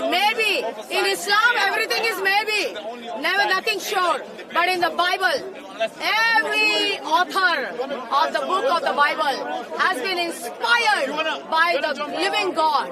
And the Bible is the only holy word of the living God. Okay, so you are very vocal on Christianity and why this is a new way. Yes. Why are you a Christian as well, and why are you so vocal in Christianity? Okay, first of all, I would like to say that I am a Christian because God Himself, the Bible is the only holy word of the living God, and when you know Jesus Christ, you will have your own revelation. Don't believe in me. Why I'm a Christian? You question God. Question Jesus Christ. If you are God, reveal yourself to me. Go and check. Google on your phones testimony for Jesus Christ. Why I'm saying that Jesus is the Lord, God and Savior. And Islam is what? Islam is the filth of the black dog Muhammad. Filth of the black dog Muhammad. And Islam is the copycat. They copied all the verses from Torah, from Injil, and they say, Jesus was given Injil. My dear friends, Old Testament and New Testament is written about Jesus as the Messiah. Okay, so is there any Muslim here ready to challenge her? Anyone? Any Muslim here ready to challenge her? Enough. They don't know how to challenge. Enough. My dear friends, in Islam, any Muslim here want to join? My dear friend, excuse me. No? All right, they don't want to debate. We asked that person, they could not answer, and that is enough. They don't know how to debate. So, my dear friends, when you ask a Muslim, they have no idea. Maybe, everything is maybe, but Bible is correct in its own word. So, my dear friends, only word of God, alive and powerful, sharper than two-edged sword. And go and ask Jesus, who are you? If you are God, reveal yourself to me. And Jesus will do that. Because Jesus is Almighty God, everlasting Father, and Prince of Peace. Islam is not a religion, not a faith. It is dressed as a religion, but is the cult, satanic cult of Satan, the devil, who is disguised as Allah. Billions of Muslims have been misguided by that Allah, the filthy Shaitan. But God knows how to bring them back, and God will bring them back. So, my dear friends, go question Jesus Christ. If you are God, reveal yourself to me, and He will do that, because Jesus is Lord, God, and Savior of the whole world. Where is your cow? Amen. Okay. Shalini, give me my microphone. Thank you, brother. Let me get a mic. Where is your cow? You want me to stand half an hour debating that one question? No, they don't know how to answer. No, we're gonna. Maybe, yes, maybe. So they don't know how to answer. Thank you very much. No, what we're going to do now, there's a. Thank you very Let's go over there and get the Jewish. Thank you, guys. Thank you. Don't worry, brother. Thank you. Never tell them what you are. Yeah. Come.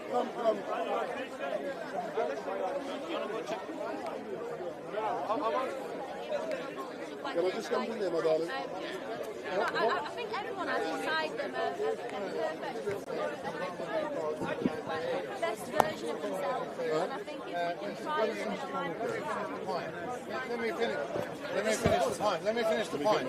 And there's a difference. There's what we call civilized behavior according to natural law, and there's kind of the Amalek philosophy of the Jews. And that's really sad now. Push.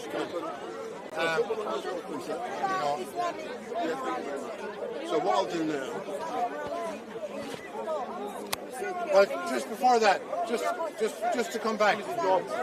just to come back 1 second, I will get to that. Your charge is, well, Christians have done really bad things. I agree. You said Israel's uncivilized. Hang on. Let me just make this point. Because of the civilian to terrorist ratio. So which civilized country let me finish this point. has a lower terrorist to civilian hang on. Which country civilized compared Let to me finish the point. Let me finish the point. What you're saying is, because Christians countries have done evil things, that makes it okay for Israel to copy that behavior. That's not morality. I'm saying there's no alternative. That's what I'm saying. Okay. There is no alternative. Here's the alternative. Other than to be a pacifist and get killed. Here's the alternative. There is no alternative. No, the alternative is the Christian way, which is you go in. Which no one's ever. Let me explain it. The alternative is you go in and you take out the terrorists and you try to protect the civilians. That's the alternative. And let me tell you, from Israel's point of view, that would have been much more effective. But they do that. Now they do that. Why else are they warning the civilians? Why, the other way? Why have they dropped? I think it's something like 10 times the payload that was dropped in Hiroshima. You know how small Gaza is? It's basically Greater London, and they've dropped 10 times the ordnance that went on Hiroshima. I mean, the place is completely flattened. Israel didn't start the war. That's not the point. And the war will finish when a mass destroys it. It's that simple. It's that simple. Well, anyway, listen. What's the man's name? Listen, thank you. I think that was a fruitful conversation because I think we revealed the two competing. But this lady was asking. You thought about two competing views. I want to know which country has ever fought a more just war than Israel. Which country? Find it. Well, let me put it the other way. I don't think there's ever been a country that has fought a more. I don't even call it a war. It's a genocide, brother. So which country has fought a more just war? Find the country. Well, just about everybody. Find the country. You tell me one that's worse than what Israel has done. Every single. I mean. Every single war, the war in Iraq, the war in Afghanistan, the war in Libya, the Second World War, the First World War, not the First World War, the Second World War has a much higher you're making my point. You're making my point. So that's and again, you are demonstrating classic Jewish morality, which is to say, really evil things happened in other parts of the world, so we can be really evil. That's not how it goes. Two wrongs don't make them right. I'm saying there's no alternative. That's what I'm saying. There's a war going on in the Ukraine now. There's a war going on in the Ukraine now, and what's happening in that war is that the military on the Russian side are not targeting the civilians. Right? They're taking out the military. It can be done. Are Ukraine hiding behind civilians? Can I ask? Are Ukraine soldiers hiding behind civilians? No. That's the distinction. But a lot of Russians are refusing to move out of these Russian cities or Russian towns and villages. But the point is, they have electronically guided bombs. Fab 500s, 1500s, and they go within a square metre. Right, and they are hitting the target where they need to. Can I just ask about another? Sorry. Right? Let me just say something else. The collective responsibility. Ukrainians are not hiding behind civilians. I mean, there has been Russian missiles that hit hospitals. There have been Russian missiles that hit hospitals. No, it's a good conversation. The reason much less is because and I admire him for being what's really going on in Gaza is that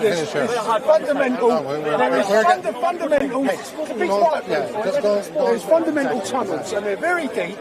They have arches and they can't be broken. The Hamas have retreated down the tunnels, and through collective responsibility, Netanyahu's taking it out on the population. Number one, I don't blame on Netanyahu. I think every Israeli, any Israeli prime minister would do this. Can I ask about another aspect of the IDF's approach? I'm not an IDF spokesman. Well, no, but just in the terms of how you would square, what you think of the morality of this. It was a Jewish doctor, fair play to him, he's an American, and he said he'd been to war zones and earthquake zones around the world, and he said he'd never seen anything like Gaza. He said, let me finish. He said there are countless children that were shot, not just once. In the head. Can I finish? Can I finish, please? I don't need any help. I'm just saying, in a minute. But can I finish a sentence without? And he said they were shot in the heart. He said he couldn't have put the stethoscope more precisely. Same child in the head by IDF snipers. What do you think of that? So I don't know what you're talking about.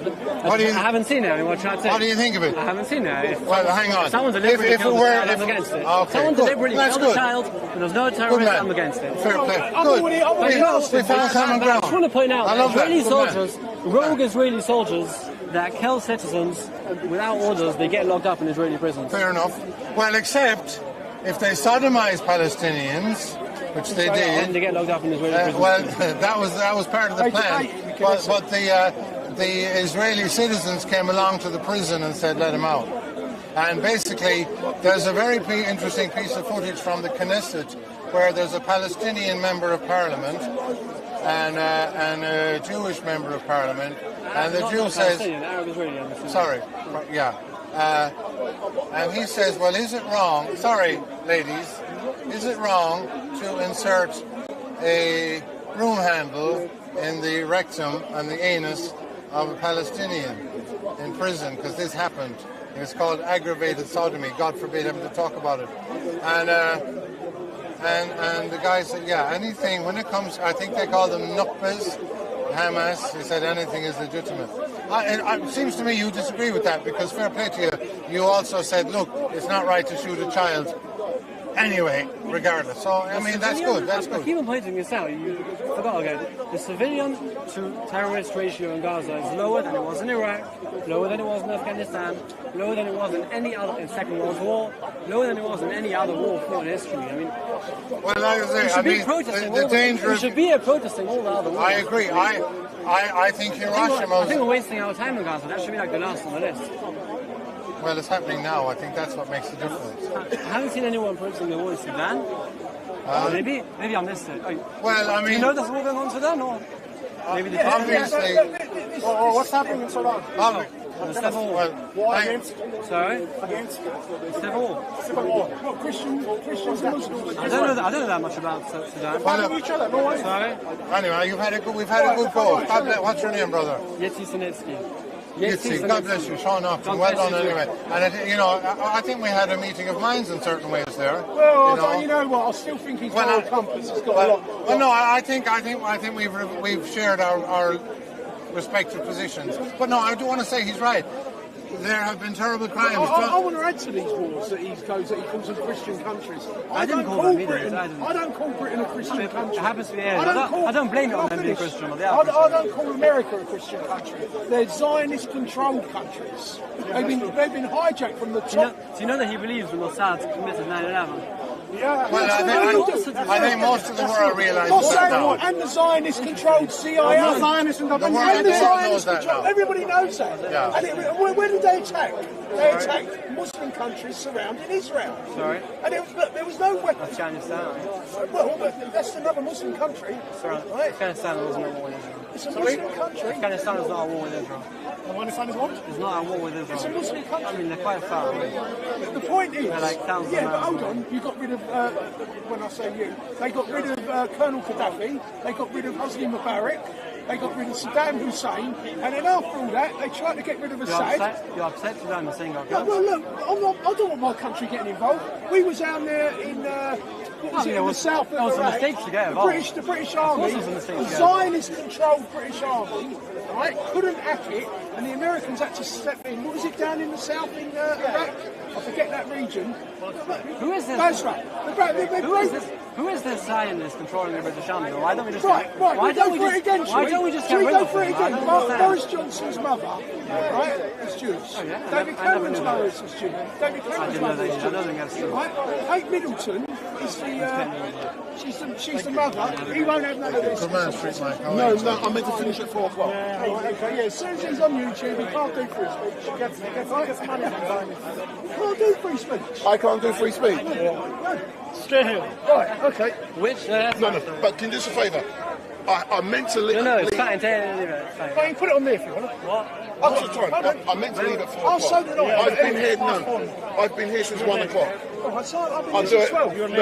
No, you weren't. I saw your I was son. here at 12, 12. For 3 hours. Oh, can I? Next week, 1 to 4. I don't record them live, and I don't edit. That lady asked a question. We never got to it, but maybe in a minute. Justin Welby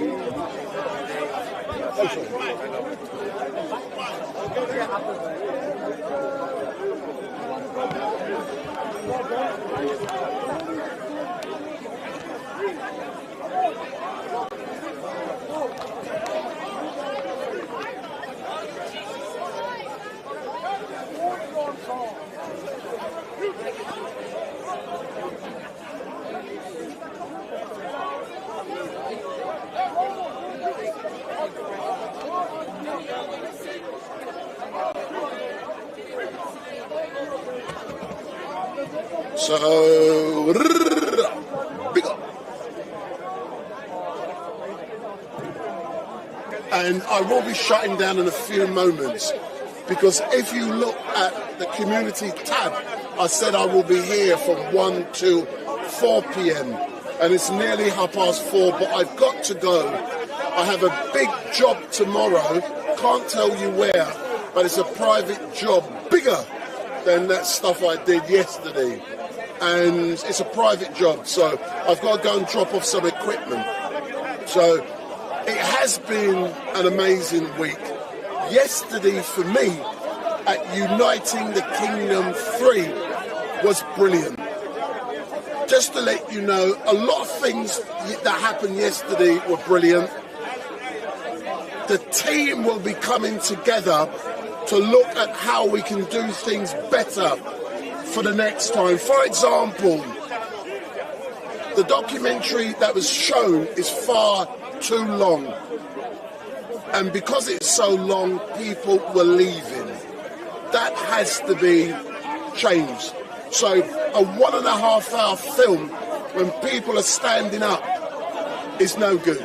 But also there were sound issues for the people who are down by Westminster, specifically Churchill statue. The big speaker kept cutting off. Therefore, people were not able to hear sound. That is a problem. That has to be addressed. But one thing I really did like, I decided not to live stream Uniting the Kingdom 3 yesterday because everyone was live streaming. I wanted to do something different. Hence the reason I said I would have been the photographer, and I've got some amazing images, and they will all be uploaded by Urban Scoop, which is Tommy Robinson's media group. But the important bit is we are learning. Next time, there's too many live streamers doing exactly the same thing in a pen. That is no good. You need, along the routes, different cameras patched into a system that you can actually, like the broadcasters, you can actually follow what's going on, but with cameras in different places. That is something that's going to be discussed. I already have the technology to do that kind of stuff, but I do not do that kind of stuff for road events. But potentially, in the future, we've got to do things better. One of the issues is that there must be a camera on the stage, just like I was, looking out. So you're not looking to see people on the stage. You want to see 100,000 people with flags singing. So you're getting a completely different perspective. So you're getting it looking at the stage. You're getting it from the stage looking at the crowd. You're getting cameras down by Victoria Street, all of that route, and they're all broadcasting in a similar way. So that is some of the stuff that is being discussed, that will be discussed, will be agreed, but we're learning and it is getting better. And Urban Scoop is going places. Hence the reason I was happy yesterday not to live stream but to take photographs, and those photographs will be made available on Urban Scoop. But as you know, tomorrow Tommy Robinson will be attending court And again, all of the live streamers will be there, live streaming. So tomorrow, Tommy Robinson is attending court. I won't be there tomorrow, like I said, because I've got a big job, cannot do street stuff. I will be there on Tuesday, so on Tuesday I will be there, but I won't be there tomorrow. So all I can say, I will go into the chat and say hello to a few of you, and I do hope you did enjoy the fact that Barack was down here. I invited him to come down to Speaker's Corner because he and his partner were at Uniting the Kingdom yesterday, and I said to him, stay in London, come down here. So this was the first time he's seen Speaker's Corner. So let's say hello to all of you. So the first person, Bob Life, all the best. Street Mike, have a good evening. John Gaskell, Andreas, Dibble, Slim, Sean, Bamboo for you, 1. And Bamboo has said, documentary should be 45 minutes. I say 20 minutes. Then you can watch it at your own leisure on the various platforms. James, Palestine, White Lightning, Sage K, everyone live streaming, but you wanted to be original. No, unique. Just imagine everyone's getting the same footage. How many were getting photographs that are unique? None. Big up.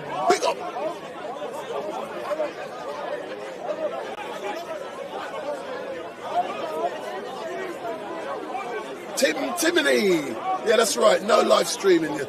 I'm live streaming now, but I will not be live streaming technically those events because there's a bigger picture that people are missing. Think of it historically, what I'm creating. Big up. So, Paul Roswell Smith.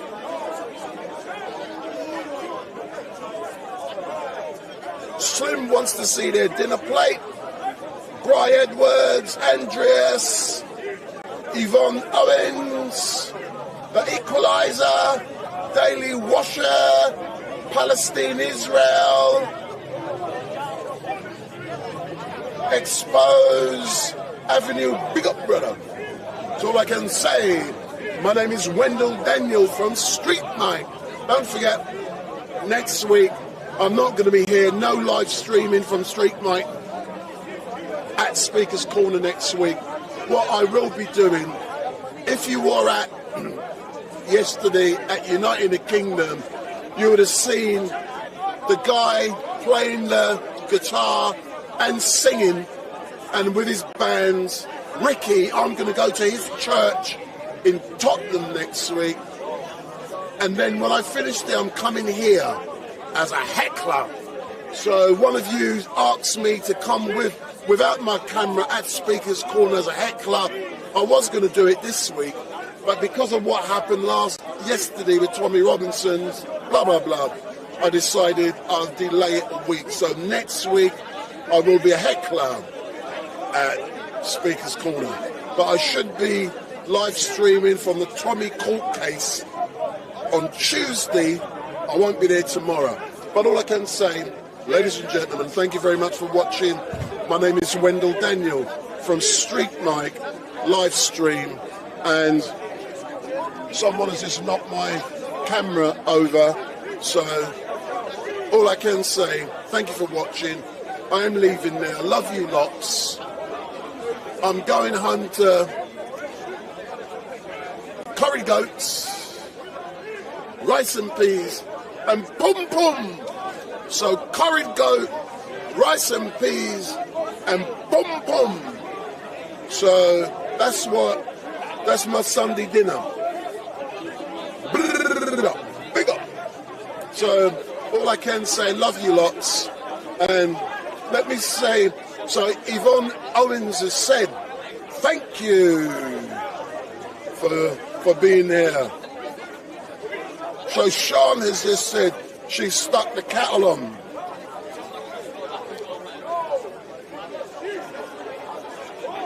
James, Pastor Ricky, no, but I'm not live streaming from Pastor Ricky. I'm just going to his church, and he's invited me to go to his church. So,